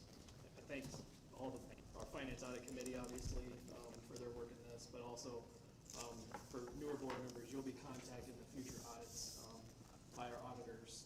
They will ask you questions about what you know about the district. Do you have any issues with internal controls? Are you aware of any fraud, things of that nature? So it's not like you're out of the loop in regards to the audit process. All the board members will be contacted at some point. So just to make you aware of that. So anyway, that's all I have tonight. Anybody has any questions for me? Any questions for JT? The only question I have was just, I noticed that there was, the comment around the finding was about the staff turnover, and that was why that hadn't been corrected from the previous year. Can you just? The one, the finding related to the segregation of duties from the previous year had not been corrected, and I think I saw a note in here about that it was due to personnel changes in the business office, so I was just wondering if you could just give an update on the status of that. Yeah, it's not really a situation with the one she's talking about is actually, what she said is an access control. So basically, we have one person that does our accounts payable function, and she has access to the vendor master file. We've tried to work with the software to be able to prevent that.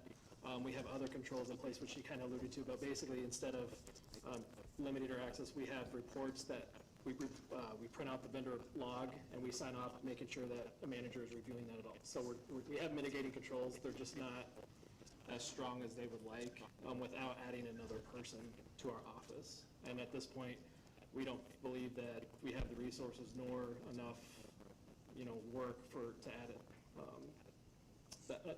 another person to our office. So do we expect that will show up each year then? potentially, yep, Okay. yep. Unless we can, again, somehow work it out with our software vendor to do something within the system where, again, the auditors are comfortable with that change. And again, we're in constant communication with Infinite Visions as our software. Just, hey, what can we do to work on this? Is that typical with other organizations that are using the same software, that they're having that same problem? Most organizations that use our software are bigger than us, and they actually have quite a bit more people in our office. So like Cedar Rapids, for example, uses the same software. It probably doubled the amount of people that we have in our office. So, but the segregation of duties is a common control right up in audits in Iowa, especially for smaller districts when you have only one or two people in the business office that are doing multiple functions. It's virtually impossible not to have a segregation of duties comment in your audit. So, JG, I know there was a finding about a potential conflict of interest where we had a contract that was signed by an administrator who has an outside contract with said vendor. Can you talk about that a little bit and what our conflict of interest policy is as it exists today? Yeah, there was a, we did services with a particular vendor, and one of our employees does some work with that vendor as well. So there was the conflict of interest, but the actual write-up is for not having documentation of bidding those services out, the proper documentation. This was a single source vendor. We didn't really document that very well. And so the auditors, that's what the main write-up was for. As far as conflict of interest, it's allowed per policy if the superintendent approves of it. I think we had documentation around that, but what the auditors are advising us to do now going forward for board members, administration, is to actually have an annual conflict of interest form completed by everybody. So if there is a specific, we have it documented that so-and-so board member, so-and-so administrator has this potential conflict of interest again, so it's documented and they're aware of it. That's really kind of the advice that they've given us as far as improving that. So if we would have a conflict of interest form, are there rules about who can and can't sign for contracts when we're talking about those conflicts of interest? If there's a conflict of interest, then the person with that conflict obviously would not be able to sign those contracts. So is that a ding from the auditor then, or no? It was a ding this year. That's the note that you're referencing, yes. So it looks like on page 127. On page 126 and 127. Okay. They're making a recommendation that we implement either policy or something that requires management employees and board members with a conflict of interest to abstain from purchasing goods and services from vendors that create that conflict of interest. So we would have, so they're, from what I'm understanding then, is that they're recommending that we would establish a listing of conflicts of interest at the beginning, and then any vendors that anybody would have a relationship with, we would ask that they no longer engage in contracts with those vendors in order to eliminate that conflict of interest. Yep, exactly. Okay. In addition to that, we've already taken steps to make sure, regardless of having that form in place or not, to make sure that those signatures won't be happening, and then we'll also have other assignments to make sure things are, like JT, different layers of separation there we'll look to put in place as well to make sure that does not happen. I do think that there is a bit of a larger conversation to be had about outside contract work and the perception that there is a conflict. Whether there is or not, I think the optics are important here, and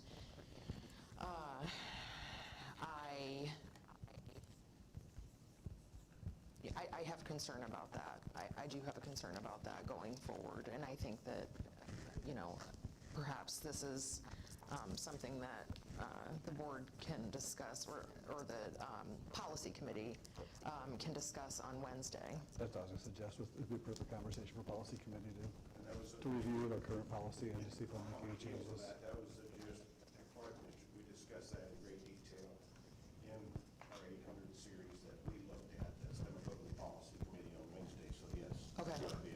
The conflict of interest policy is not in the 800 series. We talked about the procurement of goods and services in the 800 series, but as far as the actual conflict of interest, that's not in the 800 series, so that would... I think we can add that to our review list. I was just saying, I would think that we can take a look at it, just bring it up and make sure that's one of the things we do. Sounds like a plan. Any other questions? Thank you, appreciate it. Good job. Thank you. Good job. Thanks, JT. Clean audit. Okay, next we're going to hear from our Career and Technical Education Advisory Committee. It looks like Sandra, Matt, and Melissa were all able to attend that meeting.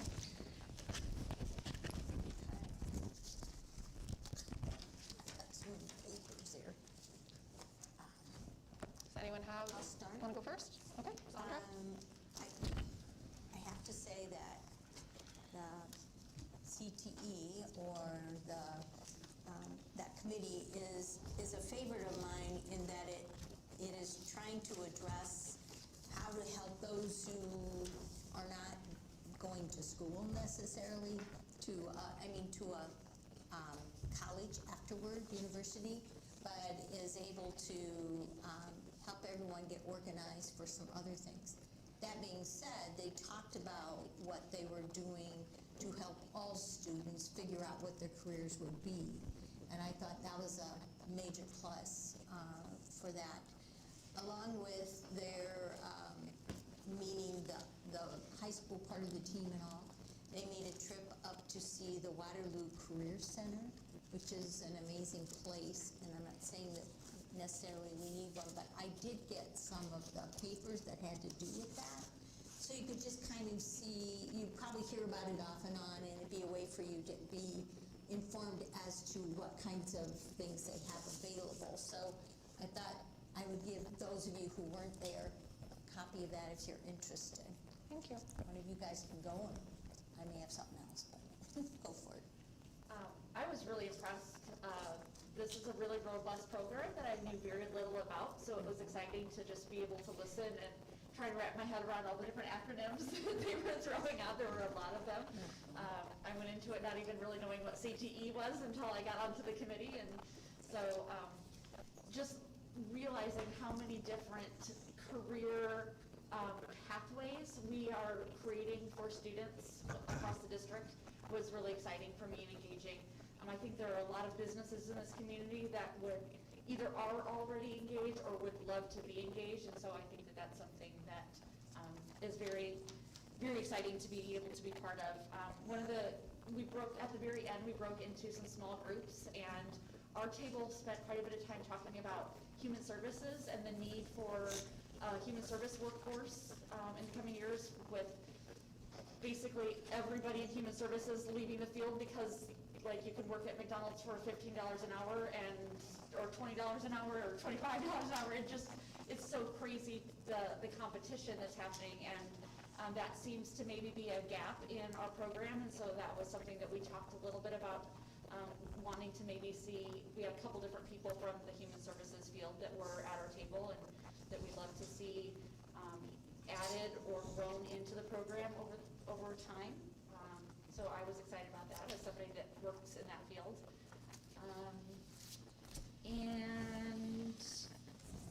One of the other things I really appreciated about the committee was just that they've got some really intentional efforts to make the program accessible to all students. So while there are student fees associated, they have an opportunity to be able to work concession stands, to be able to pay for your student fees and things like that. So that was really nice to be able to hear. Yeah. I'll kind of echo what Melissa had to say there, and it's a lot of catching up to do with all the acronyms getting thrown around. I spent half my time just writing down letters and writing down what they meant, but I spent a little bit of time with a group with the Applied Science, Technology, and Engineering. We did an exercise where it kind of went through and found where maybe it was lacking in trying to get other groups involved. So like this one specifically had a very low rate of females in the group, with it being what it is, and how to open that up for more options for them to access these groups or classes. One thing that was interesting that I heard from them was that right now it's hard to be able to bring more people in because they're basically 20% of the people that tried to get into these classes as freshmen can't because they're full. So that's positive and negative. Positive in the fact that so many students are wanting to take these classes because I think this is probably a market that is going to be expanding more and more in the future. But negative in the fact that 20% more people want to get into these classes. What can be done to expand them to be able to make that happen? So I did learn a lot. There were some wonderful students there presented and had some very good information from inside inside the school, and it was great to hear them talk so highly of the programs that they're. Great, thank you. Marion City Council, I attempted to listen to it on my way home from Des Moines, but ended up just reading the minutes. Zoom and driving don't mix.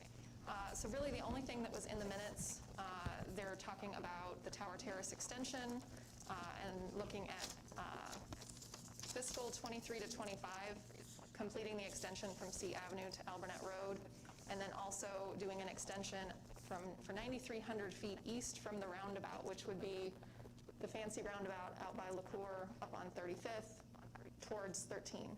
So as you can imagine, with Tower Terrace extending, we will be seeing more development around that, feeding into whichever elementary we have that probably doesn't have the space. And then, Can I ask, you said 35th Street roundabout, they're going to extend, make bigger? not the 35th and 29th Street roundabout, the one that's further out that has the big corn. The already large one. Yeah, right now that one, there's a spot where you could drive out the roundabout, but you'd end up in a field. Yes. They're going to turn that into a road. Okay. But they don't have a finished timeline on it, just within the next 2 to 3 fiscal years. Did they mention the piece of Tower Terrace from Winslow Road to the bridge? The bridge? No. They're gonna do those other ones. Well, I asked JT, and he said little that's the most expensive piece and requires grants and is complicated, so. I think that was our plan all along, was to kind of work from both ends, knowing that the bridge would be the last piece The last there. piece, okay. And it's federal funding they're waiting for that, so. I tell you. The only other part that I thought I would mention, for those that get the Marion Messenger, the city is doing a growth study on the C Avenue Alburnett Road block that goes out to County Home. So we own land in there, and they'll be trying to figure out sewers and roads and plans and grading on what to do with that when it becomes part of actual Marion. So looking forward to those developments. And then Barry, I think you had December 2nd? Yeah, September 2nd was basically an organizational meeting for the most part. I was on a majority of it. And then the major piece of their meeting also was their diversity committee. They talked about that in great detail, about hiring, I don't know if it's a diversity director or what that role would be. And needless to say, the school districts would tie into that, I'm assuming. But otherwise, that was a gist of it. There really wasn't many discussions like you've had. All right, the next one, just follow-up from attending the Iowa Association of School Boards annual conference. For those that submitted summaries, I did have Gayla print those out for the board members that weren't able to attend, so that's part of your table of information, kind of a summary of what we all did. And then if anyone has anything they want to share from their experience at ISB. This was my favorite conference so far. We've done this 3 times plus the online version. This was, I felt like, the most inspirational. The keynote speakers were fantastic. Their one on Thursday morning was talking a lot about diversity and inclusion, and his story was pretty incredible, and I think several of us, maybe all of us that were there, bought his book. And then there was another really great keynote speaker at lunch that day who talked a lot about data and what data tells us, but also what data does not tell us. I thought that was extremely interesting and not necessarily what I might have expected, at a school board conference, but so good, so informative. Those presentations just really got me thinking, which I think is the best part of those conferences, is really kind of maybe questioning your preconceived notions of things and getting you to kind of dig a little bit deeper. Sandra, Britt, You were not, no, you were there with us, okay. I couldn't remember if you went to that one or if we did another one. Did a session called Divisive Discourse, and that was really, really interesting. Talked about, you know, the need for us to sort of put aside the stories we tell ourselves about other people and build relationships. So I got a ton out of this. We went to the final session, which was on mental health, which was really, really interesting, and learned about some resources that are available to the district. So I just thought that this was excellent, as always. You know, I always find these to be incredibly valuable. This year, I don't know, you know, between the excellent content and just not having been for 2 years because of COVID, you know, I was really excited for it, and I'm so glad that I went. So. I will echo with the keynote speaker that started the conference off, Brandon Fleming, was just phenomenal. I am super excited to say that I came back and talked to my boss, and he is coming to Cedar Rapids on February 5th. What? Awesome. I know! I'm so excited. That's exciting. I said, we have got to bring him to Cedar Rapids. Like, he is the most amazing person, and so he said, yeah, let's make this happen. So for Black History Month, Tanager Place is going to be bringing him to Cedar Rapids. We're looking for some sponsors to help make that happen. So would love to have Linn-Mar or other businesses that are maybe represented here or in the community to help make that happen. But yeah, he was just that good that I was just really, really inspired by him and his story of learning the importance of love first, teach second, and if we love students, then they can learn, and that's how we help kids be successful in school, is through building meaningful relationships, and that's how he became a successful learner. And so I'm very excited about that. Another session, the governance session for new board members. Matt and I attended that one, and one of the takeaways that I had from that, I think it was really good, just learning how to be a elected official and some of the pieces that come with that. I've sat on many boards over the years, but never as a elected official. And so one of the pieces that I was thinking about afterwards was I'd like to maybe recommend for the board for us to consider aspect of, for our board communications, like maybe putting a disclaimer on our emails that says something to the effect of, I as an individual board member, or this email does not represent the board, or I'm not authorized to speak on behalf of the board of directors. Information contained with here represents my views only, or something to that extent. That was something that they kind of highlighted. So that was one takeaway that I brought that I would like to bring back as a recommendation. And then another one that I would highlight is our neighbor College Community School District did a session on equity and behavior responses, and that one was also really good, and it was the culmination of their work over the past several years on really digging into how do we address behavior responses in a way that looks at each individual incident from an equity lens. So when kids get in a fight, how do we look at what's the issue, what's the specific circumstances, is the child on an IEP, was the child provoked, like, so that there are really specific things that they can take into consideration in order to really make sure that that child is getting what they need to be successful moving forward, and not just an automatic response because they punched a kid, so this is their automatic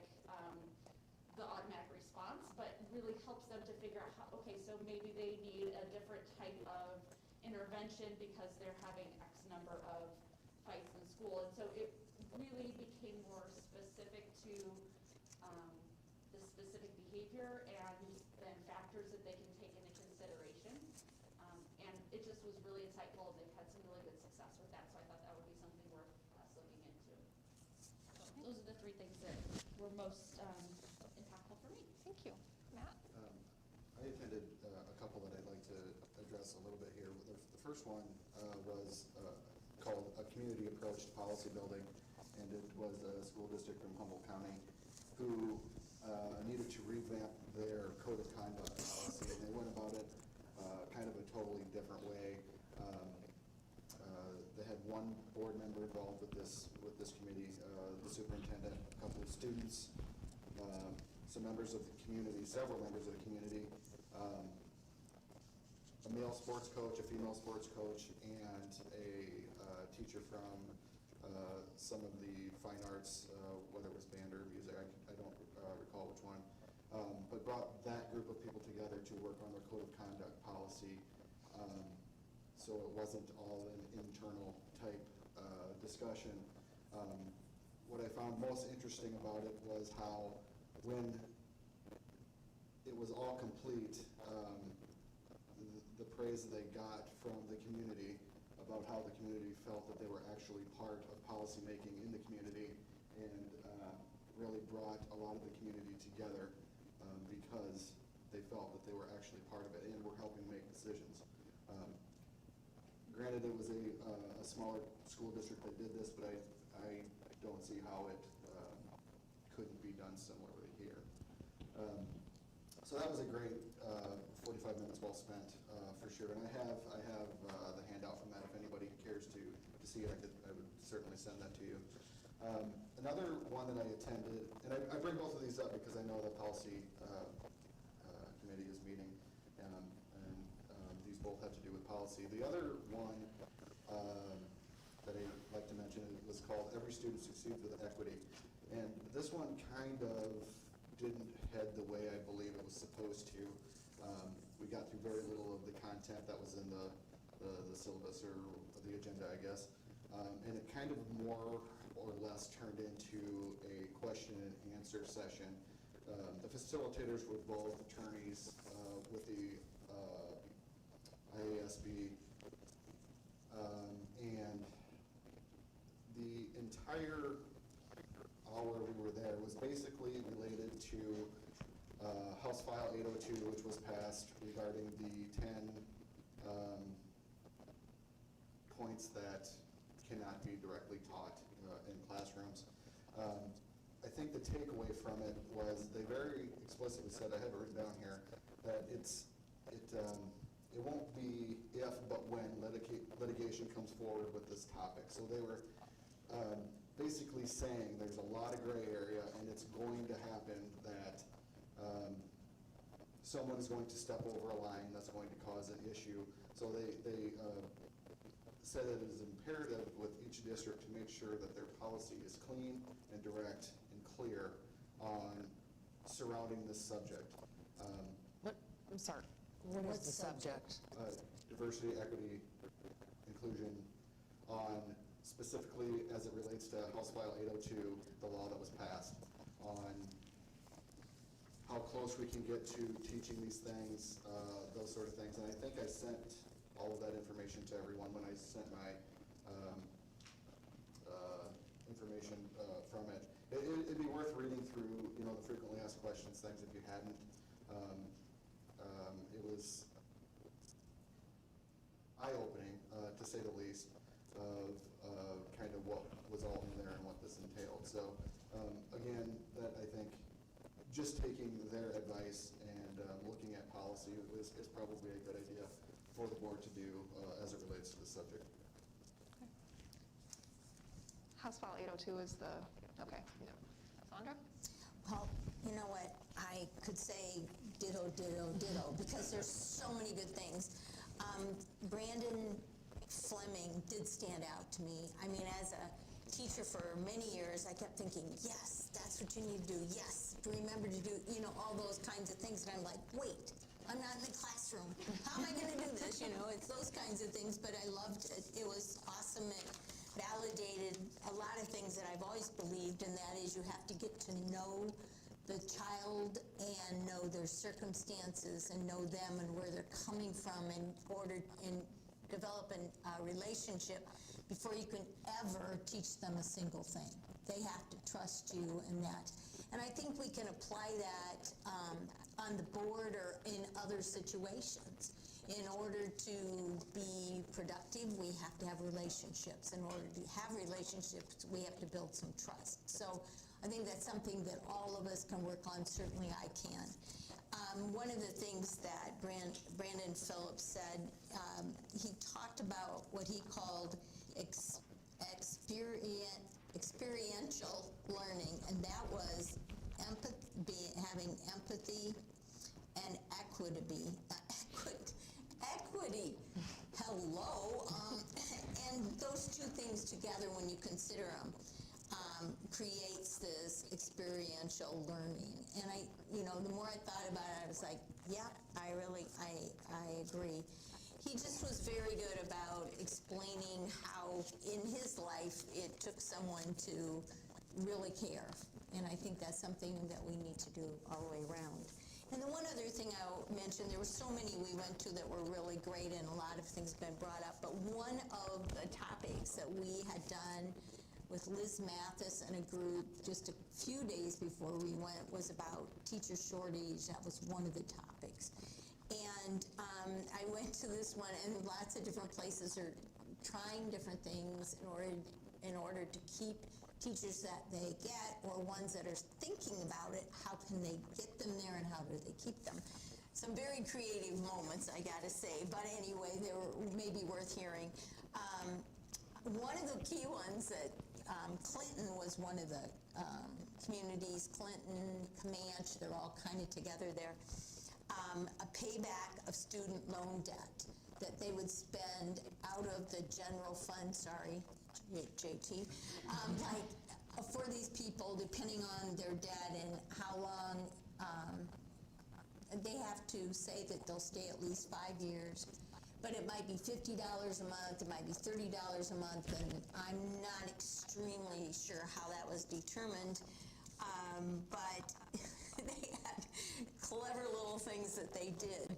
When that payment was made, they had it so on their phone, this special ding went off that says, okay, like, you had another payment on your loan taken care of today, or some goofy thing. Anyway, it just was the idea that people are showing that you care about them as teachers, or in that. Well, and they talked about people who had already paid those all off. How would they feel? Well, when you consider your classroom's getting bigger and bigger because there's less and less people, and you're having to cover numerous things. And anyway, there was some selling for all those involved, because you have to buy into it, obviously. But they had things like should within 90 miles of their hometown is where most people end up staying for most of their time. Let's see, what else was it? One idea was, this is interesting, they come in, if you can get the teachers, the people to establish a home, they buy a home, they're going to stay. So if you can help them in some way with a down payment or toward it, or some kind of thing that is a buy-in that catches them. I mean, these are just all interesting ideas. Not that I'm saying we have to do all of them, but I thought, we really do need to think about how are we going to get and keep quality teachers. And in the long run, it'll be beneficial to us if we put forth that. But along with that, the CTE meeting and all that made me think, and meeting with Liz Mathis and the others that were in the room, how important it is that we sell education as something you can do in the future. That you can be a teacher, and that if we are not the ones talking it up, and we're the ones living it as a teacher, why would someone want to come there? And I know that I've had students in the past that I just thought would be awesome teachers, boys and girls, and, following up with that and saying, you really ought to give this us a thought, you know, and to try and do some of these and encourage involvement. And the last thing I'm going to mention is just William Penn has taken some of their para-educators and encouraged them to become, if they're really enjoying it, to become teachers. So coordinating with the college, they get hours for working at the school toward a graduation, kinds of things. Just all these kinds of things to help people be encouraged to come into education. So enough from me, but I just thought there were some really good things, and that one was kind of a different one than everyone was talking about, so that's why I We've thought I actually should been in bring that up. contact with William Penn and other similar schools that are offering similar type programs to that, just to kind of see what options that could look like for us potentially Yes, as well. they just had some great ideas. I mean, I can bore you more, but at any rate, there are some people out there that are really trying some inventive things, so. I'm really glad you went to that session, Sandra. Yeah, it was good. Good information. It was good. I agree. The keynotes were awesome, so I won't go into that anymore. So a couple things I did that no one else did. I attended the delegate assembly, and I loved it, so I don't know why no one wanted to go. No, it's not that we didn't want to go. We thought someone else should experience it. Not sure that's how fair. No, I enjoyed delegate assembly. In my summary, I included the board priorities we submitted early in the fall, and then the ones that came out of the assembly. 3 of our 4 were picked, so yay. They are going to do a specific advocacy outreach, and they're going to ask for all of the member support for dropout and at-risk prevention funding, fixing that inadequate funding mechanism and addressing it. So they're actually putting forth a bill in the upcoming session that will fix it over a 5-year. They're trying to do a staggered plan this time, because every time they've tried to just do a let's fix it, it's been judged too expensive. So we're at the very bottom, we're at the 2.5, and they want to try and get all the districts back up to 5%, which is the allowed amount. So it would take us as a district the full 5 years to be phased in, but over the course of those 5 years, we would get more funding, which would make JT and the rest of us very happy. So they're going to send out toolkits and advocacy things for all of us as session comes closer, but I thought that was a really nice thing that they've got going. I really enjoyed the division discourse and decision-making session that we did Thursday afternoon, so I went back to the next follow-up one on the next day. That's just, it was a really great session that is both inspiring and makes you uncomfortable. There was a moment where we had to work on our nonverbal communication by not reacting to the partner we were assigned and just stare at them while they speak. And you really notice when you're not allowed to move how much you shake your head, or you use your hands, or you try and interject an agreement, so that was really eye-opening. The other thing that I'll talk about, I went to the session on the new administrative evaluation tool. If you remember, all of our administrators are moving to the new 10 standards, and we've started that process, but IASB and SAI both have a tool to help with that new evaluation process. So I went to the session on that and learned all about what we should do, and I made friends with the test pilot districts, and so we'll learn more about that in January when we start the strategic planning process, but I included some bullets on that as well. So all in all, I would agree, it was a really great conference, it was a really great 2 days, and I enjoyed it immensely. Any questions for us? All right, Shannon? You're up. Yeah, we're running long, so I'll keep my part pretty short here for the update. But first of all, just the cabinet update, if you look at it, it's full of all kinds of recognitions of staff and students, and just across the district, which is always fun to see, but especially this year after everything we've been through the last year and a half, to see all the great things that are happening. And there's a lot of recognitions there too. I just want to draw attention to that if you haven't looked at that, because it's just encouraging, uplifting to see that happening again in our schools, and it's fantastic. So Hotline learning sessions we held on November 30th with the focus of venture academics. We had several board members attended those as we signed up, so I appreciate your involvement. We had really good discussion and information shared. Our turnout wasn't as good as we had hoped, but the conversations were very beneficial, I thought, for those that did attend. We got some feedback from some individuals that virtual would be a nice option, so that's something we will certainly consider as we go forward as well, trying to figure out what's that balance look like of in-person, virtual, hybrid for Lion Learning sessions too, and that may depend on the topic each time as well, so we'll certainly keep that under consideration. Can I say something there? Yes. I did attend the evening one, and I just want to say that our students in the venture program are amazing. So the evening session, it was 4 freshmen, and they just have nothing but glowing praise for this program. So I'm really excited. I'm not going to go into all the details of that, but I'm really excited to see where this goes. So I just wanted to give a kudos to our students who presented to those 2 groups. And we had 4 different students that presented at the noontime session and had similar experiences there, and they were all different than the ones that presented to the board previously. So it's a wide variety of students all with similar experiences, and then just their communication efforts were fantastic, I thought, that night. So. And then the other thing I was just going to mention as well, legislative session, Rick kind of touched on that a little bit with the IESB part, but just that session's quickly approaching. January 10th is the first day, so it's something we'll need to gear up for as well. I have met with each of our legislators that serve Linn-Mar. We're very fortunate to work with such a great group of servants that are dedicated to public education as part of their role as well. Had great conversations with them, shared our board priorities we established earlier.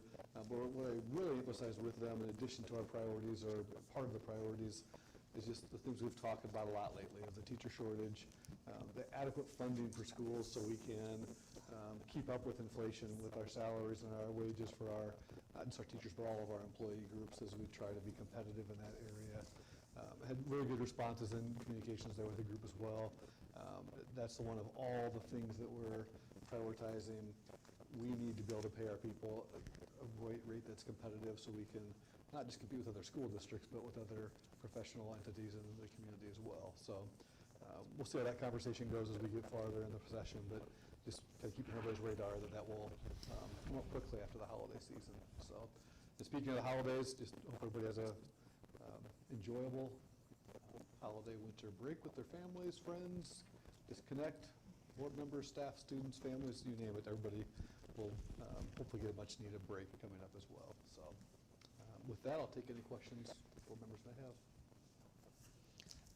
I attended the Lion Learning session too, and that was fantastic. I learned so much about that, and I just wanted to say, I hope that we can at least record some of those for the future, just because, it's valuable information, and there are any number of reasons why people might not be able to get here in person, but, as a parent, I learned so much. I mean, as a board member, I did too, and that was very valuable information. I really appreciated it, but I've got an 8th grader, and I felt like I learned a lot. I had no idea that program was open to freshmen. I learned that. So, I think those Lion Learning sessions can be really jam-packed with a lot of really good information, and I hope that we can find a way to make sure we get that disseminated to as many people as possible. We've had good turnout in the past in person, so this was kind of different. So we'll adapt and adjust. And the good thing is, like you said, recording them we can do, but also that was something that Alyssa and the venture staff and students are planning to do anyway. So they're creating their own video to kind of share and educate parents and students as we hit that registration time. That's great. Pretty soon as well. So even though it didn't get recorded during Lion Learning, a similar version will be done as well virtually. So. Any other questions for Shannon? All right, let's move on to our unfinished business. I move to approve the plans and specifications for the 2022 Bowman Woods Roof Improvement Project as presented. Second. Any discussion? I'll just say real quick, the next 4 items, these again are roof improvements due to the hailstorm in April 2020 that actually took place before derecho. We're finally going back and repairing these roofs, so the vast majority of the cost will be paid through insurance proceeds. Thank you. All right, any further discussion? All right, all those in favor? Aye. All those opposed? Motion passes. Motion to approve the plans and specifications of the 2022 Echo Hill Roof Improvement Project as presented. Second. Any discussion? All those in favor? Aye. Opposed? Motion carries. Motion to approve the plans and specifications for the 2022 Novak roof improvement project as presented. Second. Any discussion? All those in favor? Aye. Opposed? Motion carries. I make a motion to approve the plans and specifications for the 2022 Learning Resource Center roof improvement project as presented. Second. Any discussion? All those in favor? Aye. Opposed? Motion carries. I make a motion to approve the fiscal year 2021 annual comprehensive financial report as presented. Second. Any further discussion of the audit? All right, all in favor? Aye. Opposed? Motion carries. Moving on to new business, we need to establish some public hearings. Make a motion to approve setting a public hearing for 5 p.m. on January 10th, 2022 for approval of the plans and specifications for the Excelsior parking lot project. Second. Any discussion? All in favor? Aye. Opposed? Motion carries. Motion to approve setting a public hearing for 5 p.m. on January 10th, 2022 for approval of the plans and specifications for the stadium turf replacement project. Second. Any discussion? All those in favor? Aye. Opposed? Motion carries. Motion to approve setting a public hearing for 5 p.m. on January 10th, 2022 for approval of the 2022-2023 school year calendar. Second. Any discussion? All those in favor? Aye. Opposed?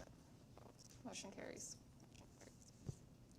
Make a motion to approve the school budget review committee fiscal year 2021 allowable growth request for the limited English proficiency deficit in the amount of $334,038.18. Second.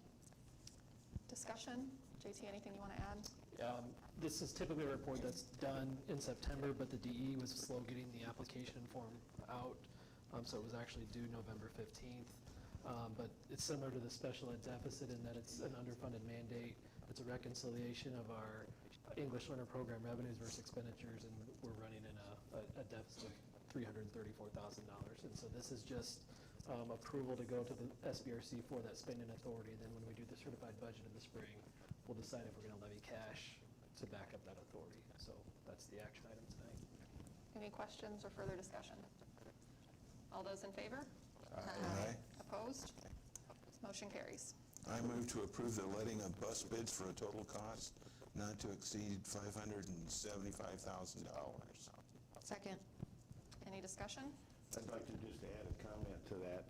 We were talking about getting new buses, but we still haven't received the buses yet that we ordered in the past. Due to supply and demand, so we need to keep filling that up for. Yeah. That's a good point. We also should mention these are replacement buses, so we're still working on our cycle of usage. How many are we planning on trying to buy? Right now, we're still planning to do 4. Okay. Brian's not 100% on whether it's going to be all regular passenger or how many might be lift buses. So we'll determine that when we he'll bid all of that out, and when he gets that back, he'll kind of decide from there. How many are, oh, sorry, how many are we still waiting on? 4. Okay. All of a sudden, we're really going to be shining with 8 new seats. Yeah, right?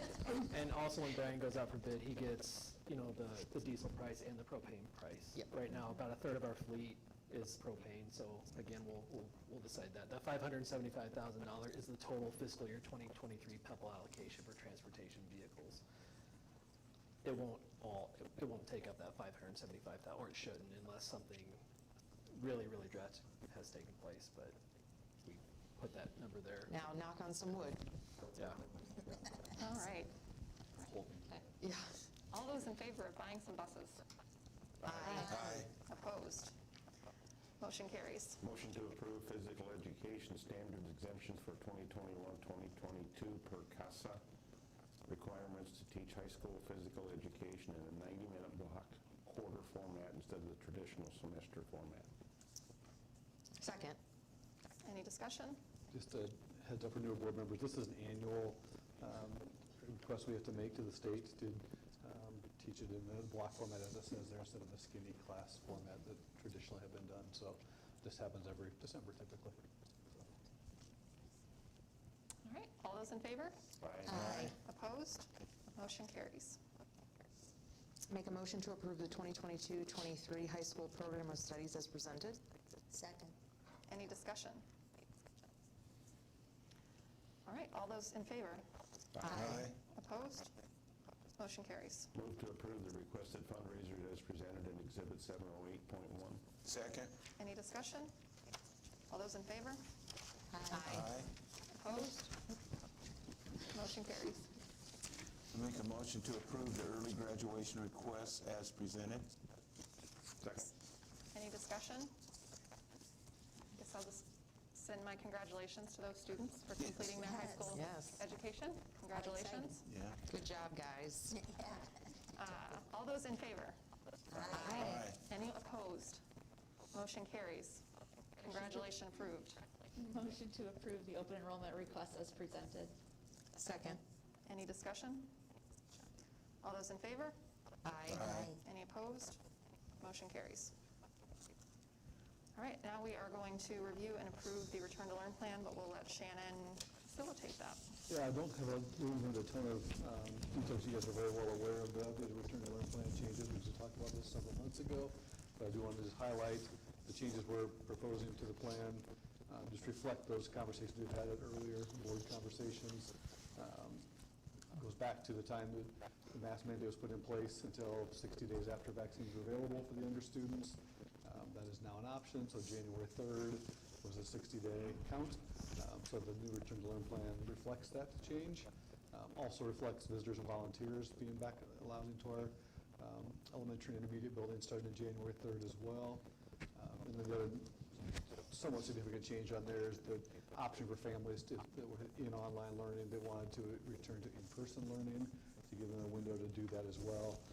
That's already been happening. We've had quite a few families already request to go back effective in January, and others wanted to go back relatively soon, and others wanted to wait until the semester. So just individually kind of going through each of those as well. So that's kind of the changes that we'd highlight in there. And the last thing I'll just kind of note as well for everybody as a reminder, as part of the federal requirements, we are required to review and update our return to learn plans every 6 months from now until September 23rd, or actually from the summer until September of 2023. September 23rd, September of 2023.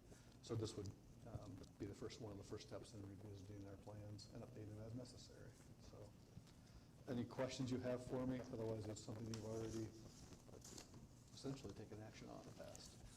One question that I mentioned before, and I would like to, I know that this isn't something that's in here for right now, but I think I would like for us to, at some point in the future, discuss is what would be the metrics or situations in which we might want to consider, would we want to at some point in the future have a discussion around metrics that the district would have in place where in which we would need to revisit this. So if the community gets to a 30% positivity rate, or are there things that we would want to have in place? Is this a discussion that we would want to put on a future agenda to have? I know that there are several districts who have lifted their mask mandate and said, we will keep masks off, and that will be what we'll be doing moving forward unless X, Y, Z, and have some established metrics so that we don't have to revisit this all the time, and there's just sort of a standing, if there's an outbreak of whatever that happens at a specific building,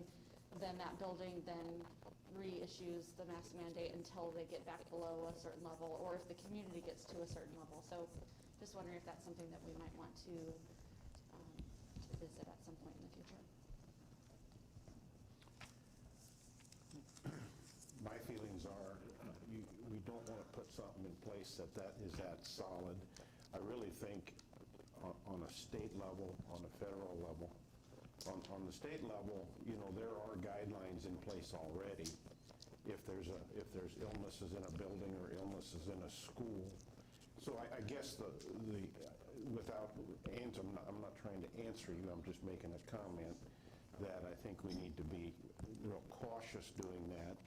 But I think the situation would be the boss, and part of that comes from the Department of Health, and that comes from that level as well. That's just my thoughts. To piggyback on that, I would also say too, the board had made a decision that to remove the mask mandates after everyone is eligible for vaccines. We have that now. I think it's really hard to put something down in paper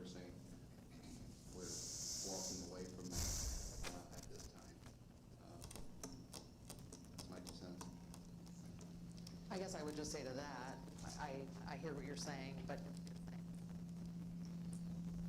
this may not be the end of the discussion for all of time. There are some things that could happen that may require a revisiting of that. I just don't think we're there now. And I do think that, we've made the promise. We're sticking by that, and I think, if something comes up down the road, we definitely can have that conversation. I just don't think we're there at this time. That's just my feeling. I'd like to make a motion to approve updating the return to learn plan as previously discussed. Second. Okay. Is there any further discussion? I know Clark, Sonder, do you have anything you would like to add? No? Okay. The only thing I will add is that we did make a promise, and we do have the majority of students eligible to be vaccinated. It's a choice. So I'm hoping that the families that want that will take advantage of that, and that we can start moving forward after the break without masks. That being said, if something changes, we can have that conversation. But for now, I think we need to stay with what we're doing as discussed. So, all right, all those in favor? Aye. Aye. Opposed? Motion carries. I move to approve the 2021-2022 Board Operations Manual as presented in Exhibit 712.1. Second. Are we Reviewing it, I think. Are we reviewing it? We'll review it as a discussion. Okay. And then Okay. If we need to amend the motion, we will. Okay. So everyone has a copy of the operations manual and has had time to go through it. I think we'll just kind of go. If anyone has comments, or Shannon, if you want to facilitate this. No? Okay. Well, I didn't mean to take my note. Oh. Sorry. I thought you were like, no, you're fine. One of those body of motions, you're not quite sure why I did it, but. That's a language expert might have something to say. As we've all talked about in the last couple of meetings, just educating our new board members on what this has been as a guide for us as board members, as a board at the table. There's possibilities each year to revisit it and then make any necessary changes. I have had the question from several people as we've been talking about this a lot. Does that mean there's things wrong with this or we need to make changes? There's absolutely not anything that we're looking to dig into or force change upon anybody by any means. But at the same time, I think it is good to revisit it and keep it a fresh living document so it's not just archived, something that sits on the shelf. I think it's good to revisit and have that conversation each year. And now's the time to do that, I think, as we get started as a new board table. So with that, I would just open up to any comments, questions, thoughts anybody may have, and then, because it certainly can be adjusted as needed. Please reference the page and section if you have comments to be made so we can all follow along. Should we take this like section by section, person by person? Okay. Like We can do that. Okay. All right, so let's start with page 3, introductions. All right. I have a small suggestion on this. The bottom of last line of the first paragraph, and a willingness to serve as a model of effective moral leadership for students, staff, and the community. I think that moral is kind of a subjective term. I think that the term ethical would be more appropriate here. Any discussion on that suggestion? I would agree with that. Any opposition to making that change? Okay, so we'll change moral to ethical on page 3, paragraph 1. Any other introduction sections? All right, board authority.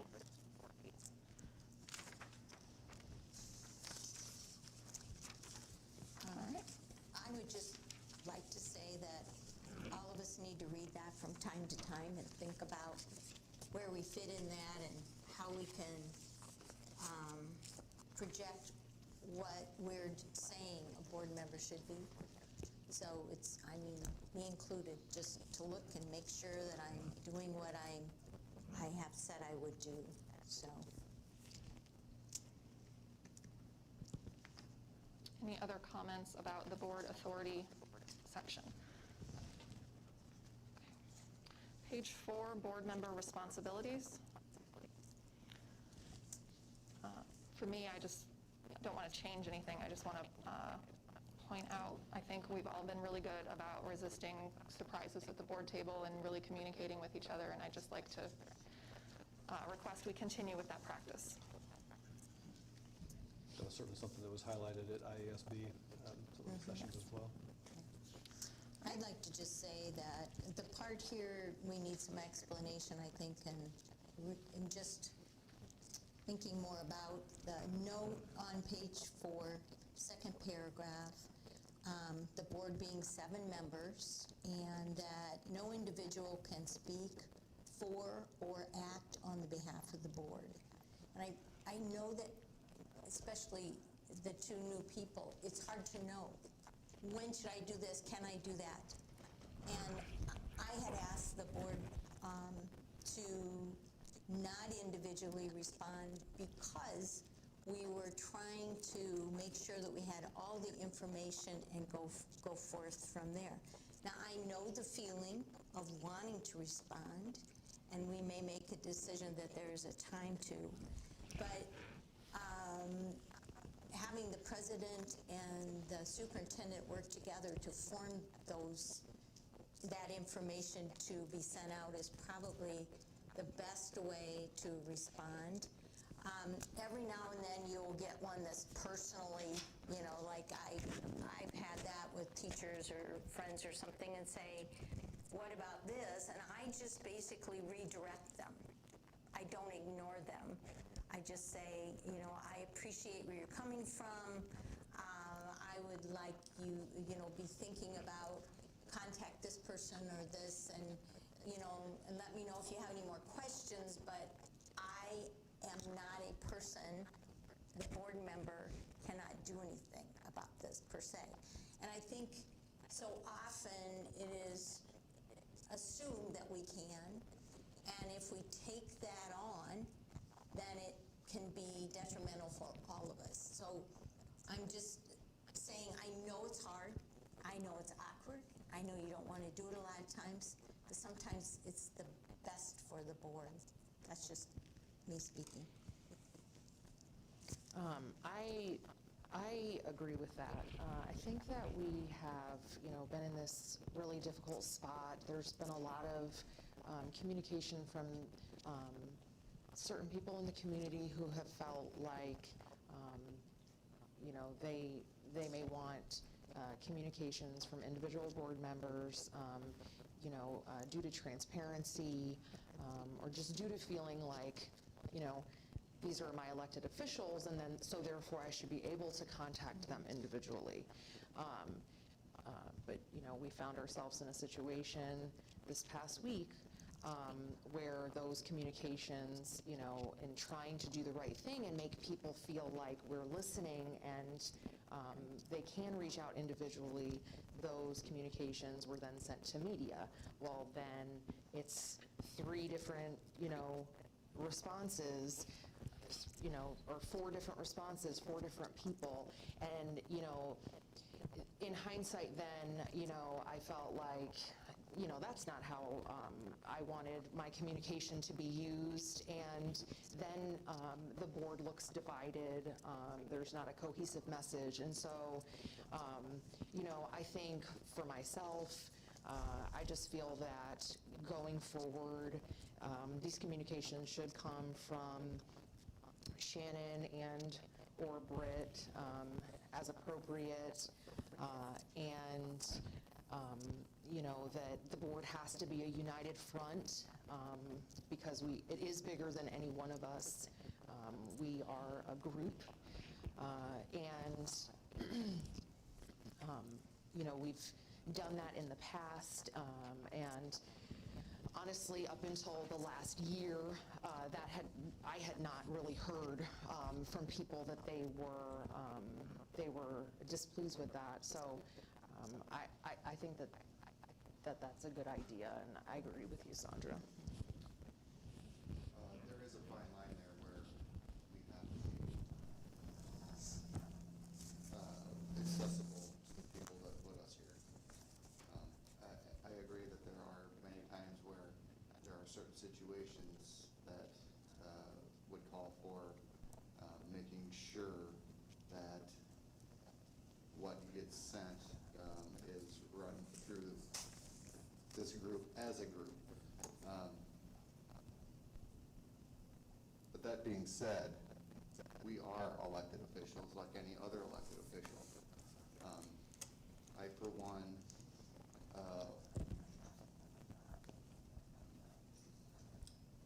came into this position because I feel what the parents are angry about when we don't get responses. And it's not that we have to necessarily respond with an answer to them, but I think a response to them, letting them know that, yes, I got your email, I understand your concerns, we are working on it, goes a long way. I'm not saying we have to say, yes, we're going to do this. Obviously, you can't as an individual on the board. But communication has to get better. I feel, this is my personal opinion, from everyone sitting here, because it's what I keep hearing, is that we're not getting it. So I think it is important that we do respond when we can to the people that are asking the tough questions of us individually, because they're the ones that put us here, and that's why they put us here. Well, we can respond. I think we should just respond as a group, though, so that we don't have 7 different responses coming from each individual board member for clarity, for any number of reasons. You know, I think we can communicate if we feel like we don't agree. We can always communicate our feelings, our individual feelings to the board president, but that the response will come from the group, because also in here later on, you know, we are, as individuals, are supposed to support the group decision anyway. So, so if the president's response reflects the majority of the board, then anybody disagreeing with that has to support that position publicly anyhow. I understand that, and I don't think anyone here would disagree with that. But by not allowing those personal opinions when those questions come in, you are silencing the person sitting in the chair. I think it's Who are you not saying you're silencing? Anyone in the minority. So you're saying that's you, because you keep saying we? No. I'm not saying it's me. It could be anyone. It could be on anything. I think it's important that communication one-on-one with the people asking the questions is important. And I'm not saying that, again, that we have to tell them, yes, this is what we're going to do, because we can't. But not responding until the entire group has had a chance to talk about everything is not the way we can go. Because there's several people out there who, we all have different viewpoints, and that's not a secret. There's people in the community that agree with you on one thing, and you on another thing, and me on another thing. Those people have to feel like that there is somebody sitting on the board that's there for them. But we're not supposed to be, it's not supposed to be about our personal opinions anyway. It's not, you know, it's not supposed to be, you know, reach out to the board member that you think most aligns with your personal beliefs and try to get what you know, want through that avenue. It's supposed to be about what's best for students, and we're supposed to put our personal beliefs aside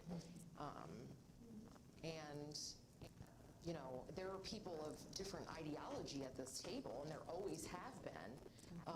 But we have to set that to the side when we're, you know, when we're making decisions and then when we're communicating. I wonder if it might be possible. I feel like I fall somewhere sort of in between the, I don't want us to be all sharing very different polarizing opinions about things, but I also don't want there to be radio silence. And I feel like that's what the community is saying that they're experiencing. And so I'm wondering if we could maybe create some standardized responses that we could share that individualized, that we could say, we've received your email and we appreciate your feedback. All board responses need to be shared through the board president, but I understand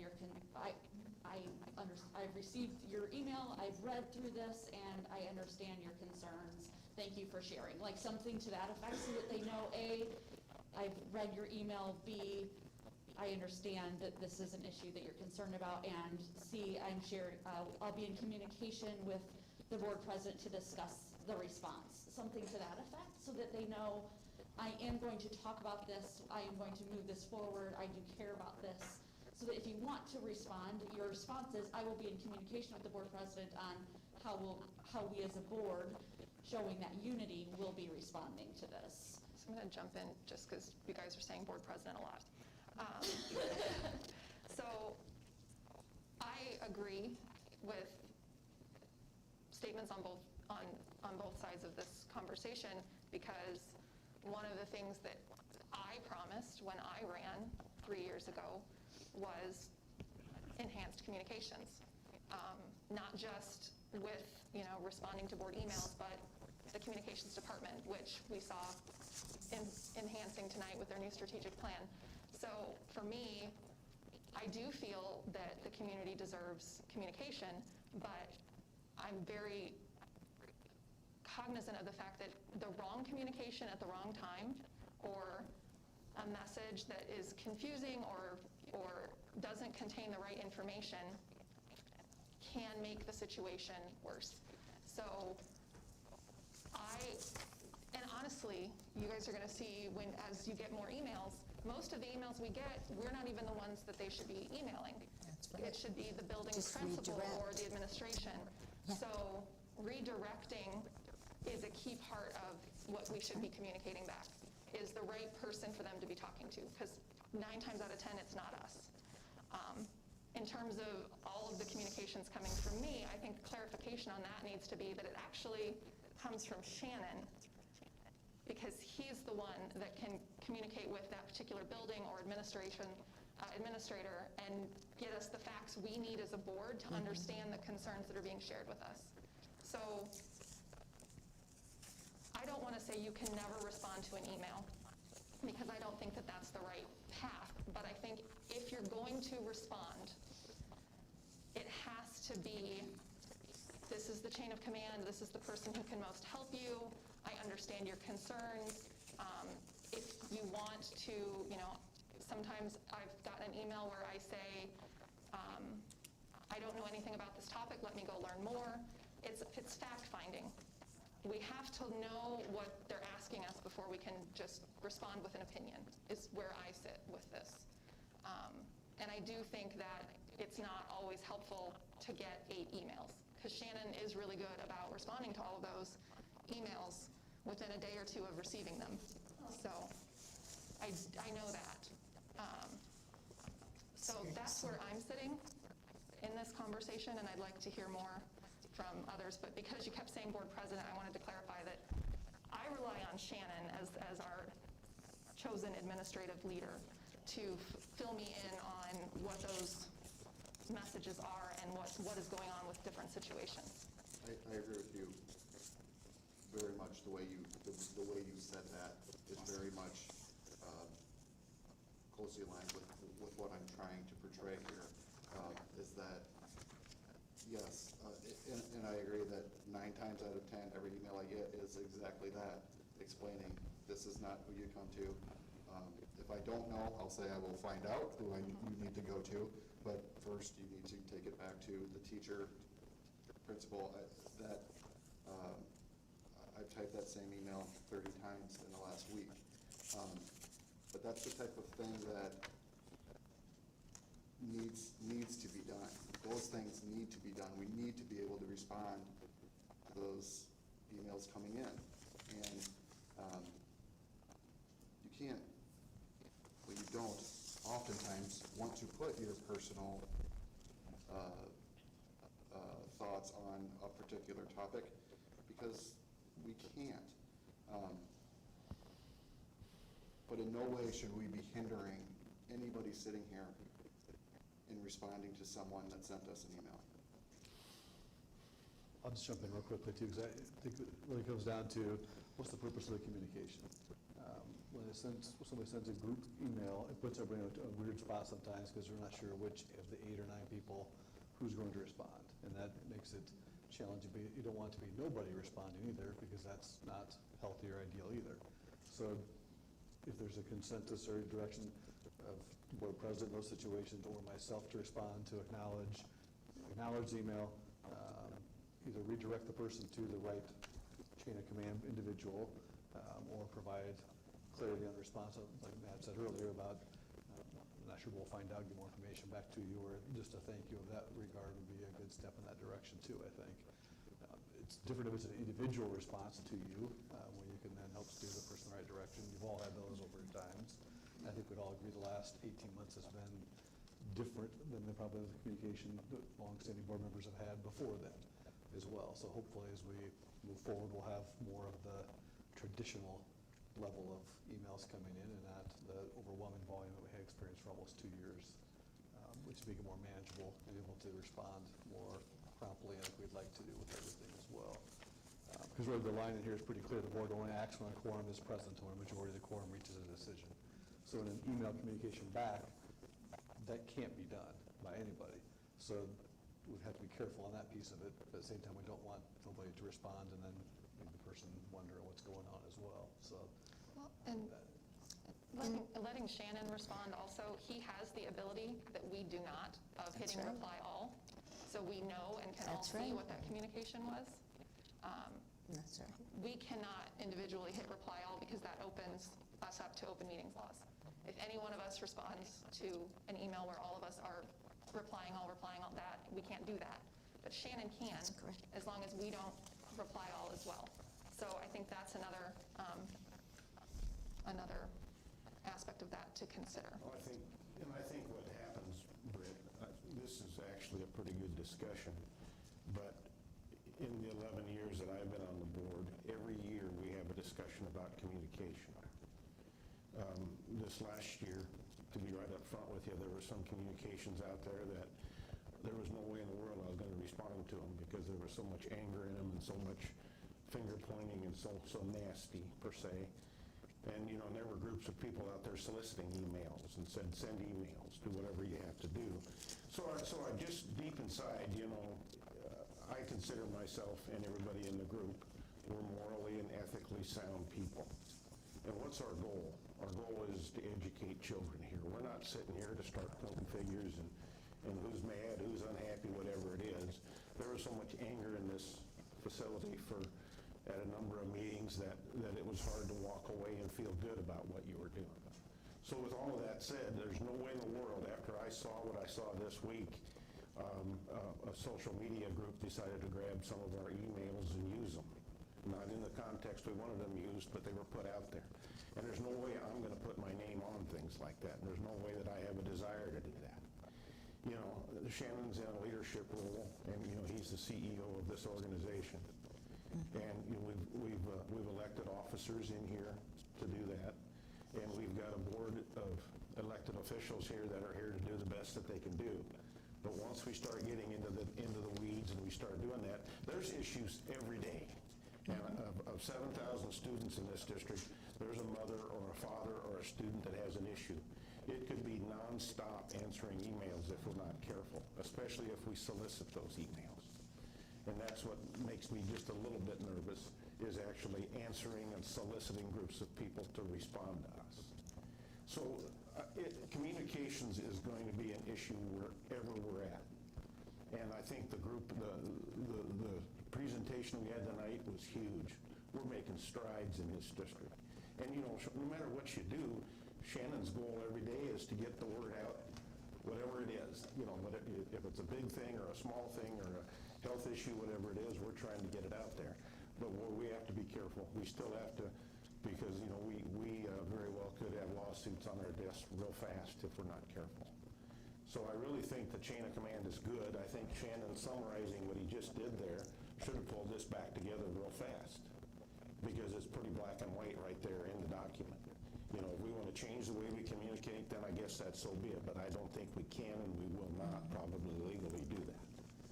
So that's just my thoughts. You know, there's a couple things so that we don't go over every single page. I think that would take forever, but just some common threads here on page 5, the third paragraph. It's imperative that each board member respect the confidentiality of information shared with them.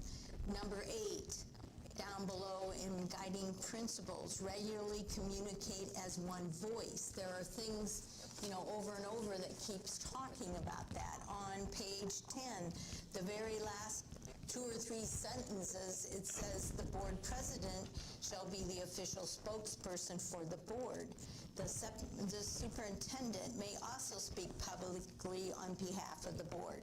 If any board member wishes to address a point of view before the public, it is imperative that each board member communicate that they are speaking from their own point of view versus a board point of view. The problem that happens there is when you express your point of view, rather you say it isn't, the boards are not, you're a part of this collective group, and people say, but you're a board member, so everybody believes it. And it's kind of sad, but it's pretty true. So having Shannon be our main person, Britt working with Shannon, back and forth, give information to both of them, is probably the most productive way to conduct ourselves.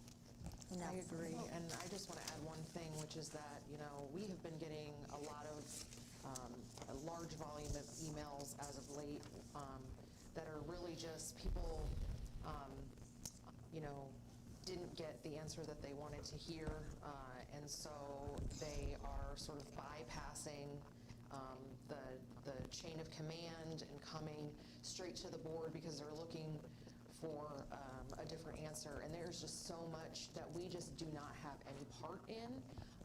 And I do worry that we will, again, if we do this sort of everybody has their own email communication, that we're really just inviting people to reach out, to run their own agendas, and, you know, that's bad for the district, that's bad for students. I think it's just a really bad idea, and we will regret it. We will rue the day that we allowed this policy to shift, and we got seven different people making 7 different responses. So I think that we could go back and forth all night, and I don't think anyone wants to do that. So I've heard several suggestions be made about templates or things like that I think maybe we can further develop and then talk about what those look like and how the board feels about that. But we do have our guiding principles. They are not just Linn-Mar guiding principles, these are IASB. Many of them are rooted in Iowa law, so I think it is important to review this document to know what you can and can't say, what you are responsible for. No one is saying that you cannot respond to an email. What we're asking, I think, as a collective here is that we all think about what we're saying if we do choose to respond. And we are also asking that if a board member chooses to not respond, it is not because they're not listening, it is because they're deferring to Shannon or myself. Is that a general consensus? I would maybe add to that we're not including our personal opinions in those responses if we do choose to respond. Is that a fair position? That is under the board's. It's a redirection in a sense. So I understand, I have empathy for you. I want to help you, this is where I suggest you go. Might be as much as you can do. I'd say that's covered in the guiding principles, so we don't actually have to Absolutely. add that. It's already here, and as long as We we're just adhering need to to this. do it. Yes. We just need to do it. Okay, so that was page 4 and 5. I did have, based on conversation. Yes. And the guiding principles thing, I would really like to see something in there saying that what we do will be done with the utmost transparency possible. I think that is important. And I know we're doing that, but I think it's important that it's in writing, that people can see that this is what this board does, is what we do, is transparent. Are these 12 taken directly from IASB? I believe so. Okay. Because there is another reference in here at some point I know, about. I was going to say, there is another The last one reference talks to about- transparency in here. Exactly, in open meetings, but making it less implied and more specific, I don't see it as a bad thing. Okay, so on number 12, serve as a model of positive, professional, ethical, and transparent conduct. If we added it to number 12, would that? I think, yeah, I think that would be okay. Getting that in there would be. Okay. All right. Kind of skipped over the board ethics section. I was just going to mention that with the discussion tonight of the additional things we're going to do around conflict of interest, the last sentence of the second paragraph, therefore board members must be vigilant in avoiding any actions that may perceived as creating a conflict of interest, comma, and disclose any conflicts of interest annually via the district conflict of interest form. I just thought putting that form directly in here, because we're going to do it, would be a good thing. But that's all I had on that page. Anybody else? Board ethics? Okay. Page 6, board meetings, pretty standard. Does anyone have any? I thought that we should add something somewhere in there about, or I wondered if we should add something about live streaming and recording meetings, since we've started doing that. So we should add something. That we do it, or that you want parameters around how we do it? No, that we, it says board meetings shall be held at a place accessible to the public. It kind of talks about, the public may use cameras or recording devices. I just, thought that perhaps since we're now doing that, where we're live streaming and recording. Well, I don't know if that's necessarily something that we have to or should or will keep doing in the future. I was just going to say, if we add it and then we decide, post. Something else may come up I thought that that works that was better. a done deal, so but if you think that will come up at some point, then no, we don't. That's fine. Page 7, continue information on board meetings and then board committees and advisories. There's something in paragraph 1, 2, 3, 4. Reports to the board during regular meetings will be concise and will not exceed 15 minutes, including questions. So I think we should change that. It's a goal. It's a goal. Will attempt to not exceed. Attempt. I enjoy our informational reports. I know we're going to do more work sessions as we progress out of our pandemic format, so that may alleviate some of that. So I don't know that, I don't mind changing it. I don't want to leave it open-ended, I think, but honestly, I think everyone's professional enough that comes and presents to us that they're not going to drone on for an hour. So I would be fine without a time limit, but I also Most of the reports to the Don't board care. during regular meetings will be concise. Yes. Yes, just concise. Do you ever limit when you ask somebody to give a report? Do you tell them how long you want it? Yep, they always want to know anyway. Yeah. They're Yeah. not sure if they should go on for a long time or just Yeah. a condensed version. So we Yeah. just talk through what we think is appropriate. Yeah. Like usually 15 So minutes that'll is be about good. that range. So. Okay, concise. We're going to keep it concise. Anything on page 7? Okay. Page 8, schedules and policy. Okay. Page 9, relationships and communication. I think that we have had a very robust conversation about communications. So if there's anything written that we need to address? I do have a question on this. This does not address, one of the things that we did not talk about was board communications with media. And I think that that needs to be addressed. Since I've been on the board, what I was always told was that all communications with media must come from the superintendent. Absolutely. I noticed that was not in here, and that is in policy, not in the guidelines. So policy 1001.2, there is a paragraph in that policy that the board president and the superintendent respond to inquiries from the media about the district and not individual board members. So we do have that in policy, so maybe we should make a copy of it and put it in here, if that would. Does it restrict other board members or staff from speaking to the media as board members or staff members of the district? I mean, at least that's how I thought that was implied for at least the board. It says members of the news media seeking information about the district shall direct their inquiries to the superintendent or designee. The superintendent shall accurately and objectively provide the facts and the board's position in response to inquiries from the news media about the district. So yes. So what about if we were to go, if the media didn't come to us but we went to them? We should not be doing that. Playing the devil's advocate. It doesn't necessarily, so maybe that's for the policy committee then to clarify that. It doesn't explicitly state that.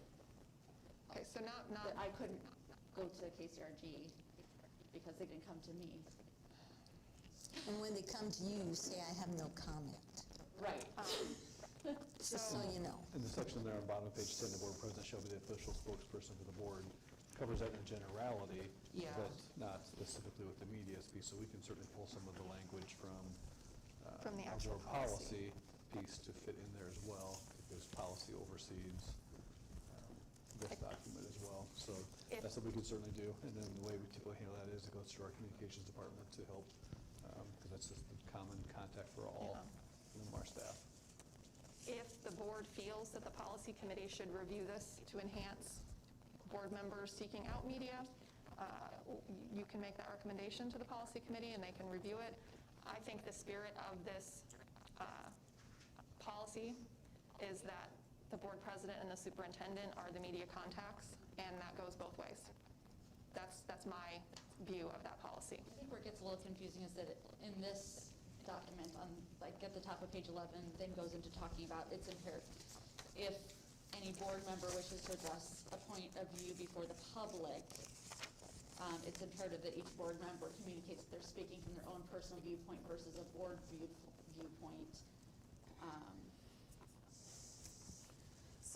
But The news media can do whatever they want with that information. right.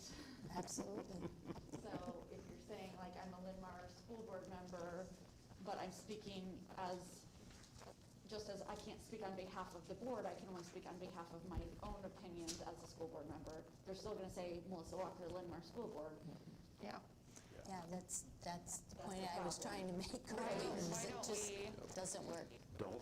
Why don't we Don't have do this it. There reviewed you by go. policy committee? Yeah, and I think maybe we should maybe update the language within here as well. Yeah. So We we need can to be clarify. careful not to limit what people say. You know, you're allowed to have personal viewpoints as a school board member. But you don't need to put it in print and things. Right, but it doesn't necessarily. You can Speaking call towards- someone on the phone if you want to or something, I guess, but it's crazy. Because It's crazy what they're you're gonna use talking that. about. I don't care if you've got 2 children in the school. They're going to put in the newspaper or in the news media that you're a Linn-Mar school board member and this is what you said. One of I the understand that, but I'm sorry about that. one of the difficult aspects of becoming a board member, as a private citizen, you can say whatever you want, whenever you want to say it, in any medium that you want to say it in. and it's your personal opinion. Even if we go out and say, this is just my personal opinion, as an elected official, you are automatically branded Linn-Mar. So even when you say, and you use that sentence, this is my personal opinion, I don't speak on behalf of the board, as an elected official, you have elevated yourself, and therefore, in a way, you have to think about what you say, and you are limited in that public opinion aspect, because now you are part of something that is bigger than just your own opinion. You're part of the board. Now, I think the media part is pretty specific. Like, we need to have a singular media. I mean, all organizations, private, public, there's a media contact, and there's a reason for that. We've already covered the other types of public communication, and we're going to draft some things and look at that. But from a media perspective, that's just part of when you join the board, there are additional considerations you have to have when you communicate. It's not, if you choose to see it as limiting, it can be. It just, you have to reframe how you communicate. And even using that one sentence, from public perception, you can't control how it's perceived. And they're always going to put that title, and they're always going to link you to Linn-Mar. So you have to be careful how you say it. I think perhaps we could have something in there with media communications must be like approved by the board member. Communications with the media must be, because like, for example, I work with media through my job, so I can't say that I'm never going to have conversations with the media, because I have conversations with the media, I work with the media, but if I'm going to have, if I'm going to in any way have anything related to this work, then it needs to, then that would have to go through and be approved by Shannon before. So this- sorry, go ahead, Mary. Yeah, just real quick. This is a document that was put together by the Linn-Mar School Board. This was not a school board, it was not the state level, it was not Grant Wood, it wasn't anything put together. Basically, all of the answers are still going to be in the policy committee. And that's really what this has to relate to. We're trying to put all of that stuff in here, but it still goes, this is kind of a little summary on what we're supposed to do, and per se, but I think it's still back into the policy. So if that's something that needs to be addressed. I was just going to say that. I'm sorry. No, we're right on the same wavelength. Let's refer this policy to policy committee. Shannon too, so my I apologies. was going to say the same thing. It really, once we pull the specific things from policy, we'll have to bring it back to the table for further discussion on the specifics of how that looks, I think, too. But you're right, it all goes back to policy, not so much this document. This is just a shortened version of the board-specific items from policy. Yeah. So page 11 is kind of a carryover from what we're talking about. So if there are comments, we'll continue to hear them, but I think we're at the end of, and then do we want to table the motion to review this, or do we want to, how do we want to proceed? I would recommend we table it until we get a chance to update the document to reflect the conversation. Send it out so everybody can see I make it. a motion to table it, I guess, is what I'm doing, right? And I'll second that. Okay.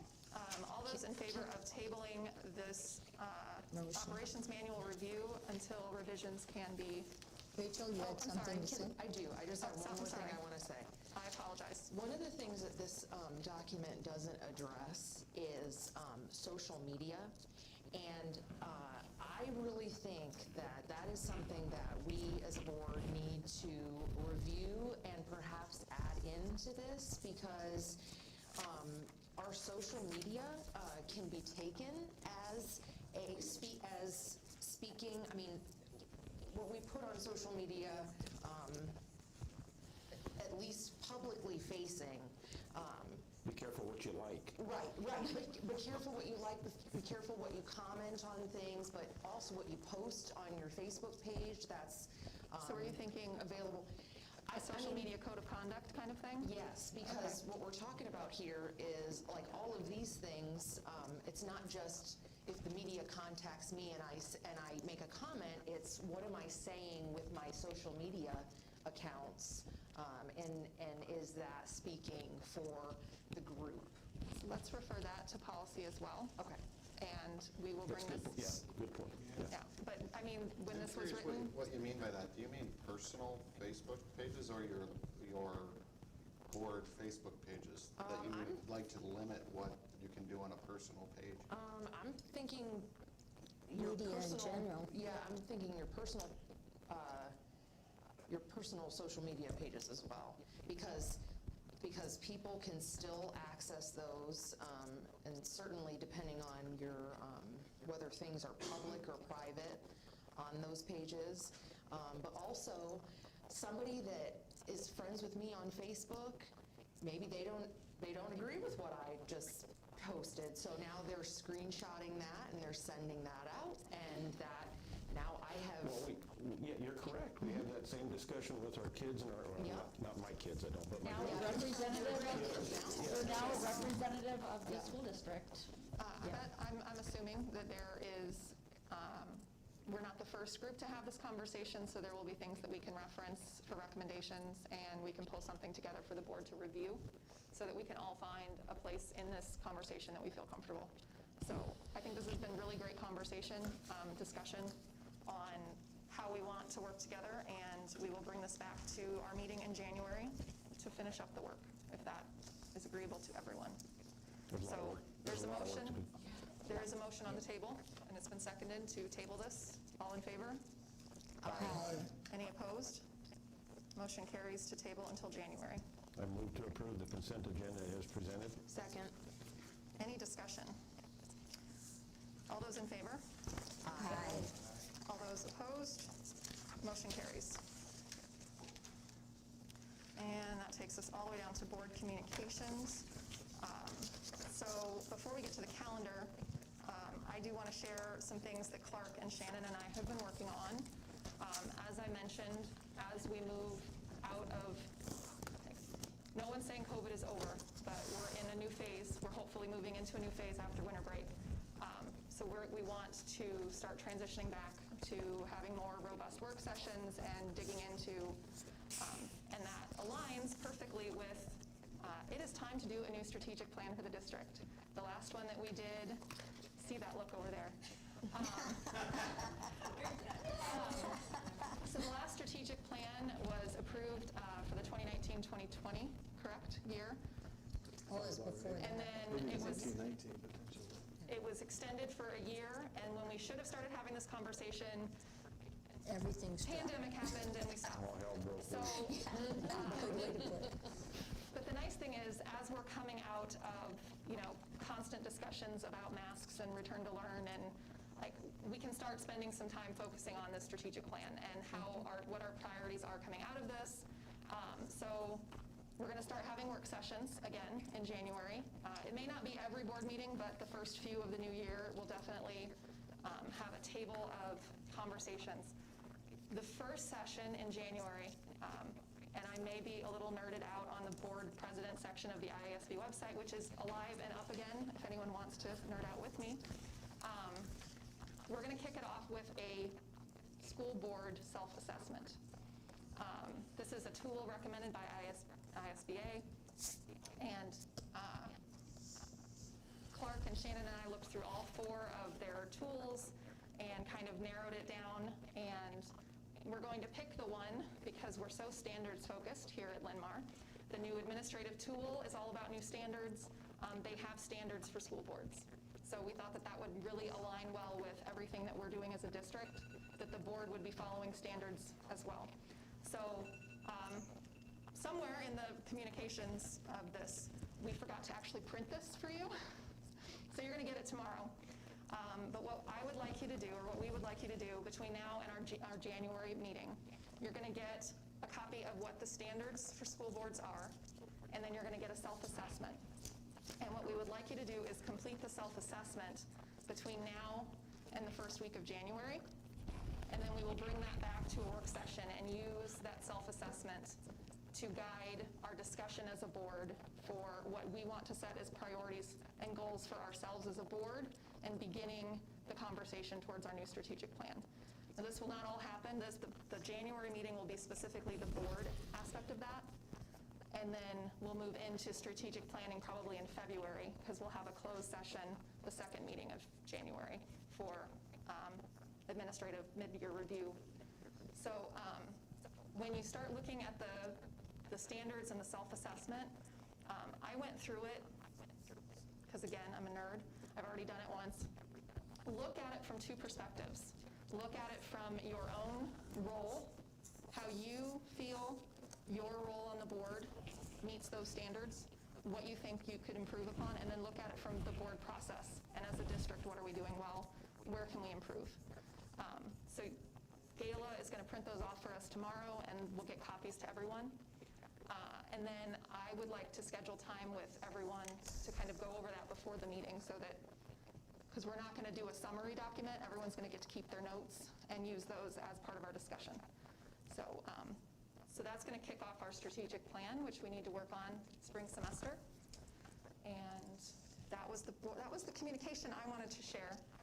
Can I make a suggestion? And you don't have to do this, but I was just thinking it might be easiest to have kind of reverse how we've done it in the past, where we have at 5 o'clock the time when people could come, and then say we get done by 5:30. We don't have to wait around until 7 o'clock to have that meeting. You know what I mean? You've read our mind. That's exactly That's exactly what we talked about. So that way we can do the public one, and then we do our work session after. Yes, we are going to try that. That makes more sense to me, but whatever. We talked about that, and we're going to see how that works, because that's how we would have done the second one with the closed session anyway. And then anyone who doesn't want to sit and watch us talk about standards and guiding principles doesn't have to stay. Okay, cool. Except for Lisa, who smirked at me, so now she has to stay for all strategic planning meetings. That'll show you. So this is a new process. I know, at least since I've been on the board, we haven't done an assessment, a self-assessment, so I'm excited about this, maybe too excited, so I apologize in advance. Me too. But once you get the information and you can actually look at it and read it, if you have questions, let me know, because I've been talking with ISB and I've dug into all their tools, and so let me know if you have questions. But I think it's going to be a really nice way to kickstart the new year and really talk about where we want to go as a district. And I'll summarize everything on Friday in the memo as well, so just over time, forget what the assignment was. We'll be sure to cover Thank that you. in Friday's memo I'm already too. forgetting. And Britt's being very nice when she said somewhere in the communication, we forgot to print it. But we forgot to print it was me. So we will have that for you tomorrow. Your homework. I don't actually know if I said in the email when I sent it to him, please print this, so I will take part of the responsibility. It might be both of us. So any questions or other communication? I had one thing I wanted to say really, really quick, because I forgot to say this when we were talking about the IASB conference. But one of the things that we were looking at in the vendor hall that we learned about was the ASVAB test, and how the ASVAB is no longer, I mean, you've probably heard that before, and that is the test that the different military branches give to high school students to, you know, tell them where they would be, just to score them and tell them where they would do best in the military. And they have a new tool that is for college and career. It's a career assessment. Readiness, yes. And it's got all of these things that are attached to it, that like all of these resources that they're attached to it. The thing is that it's free. The government pays for it. We are giving it ourselves, I believe, in May. But we don't have very many kids signed up for it yet. And I think that this is really excellent, especially for kids who may not be going to college right out of high school. This could really give them some great information to help them make next step choices. And I hope that we can, you know, do a little bit of a marketing campaign on this and really try to get as many kids to take it as we can. I'm gonna. Yeah, we can certainly look into it and learn more about it to share. Yes.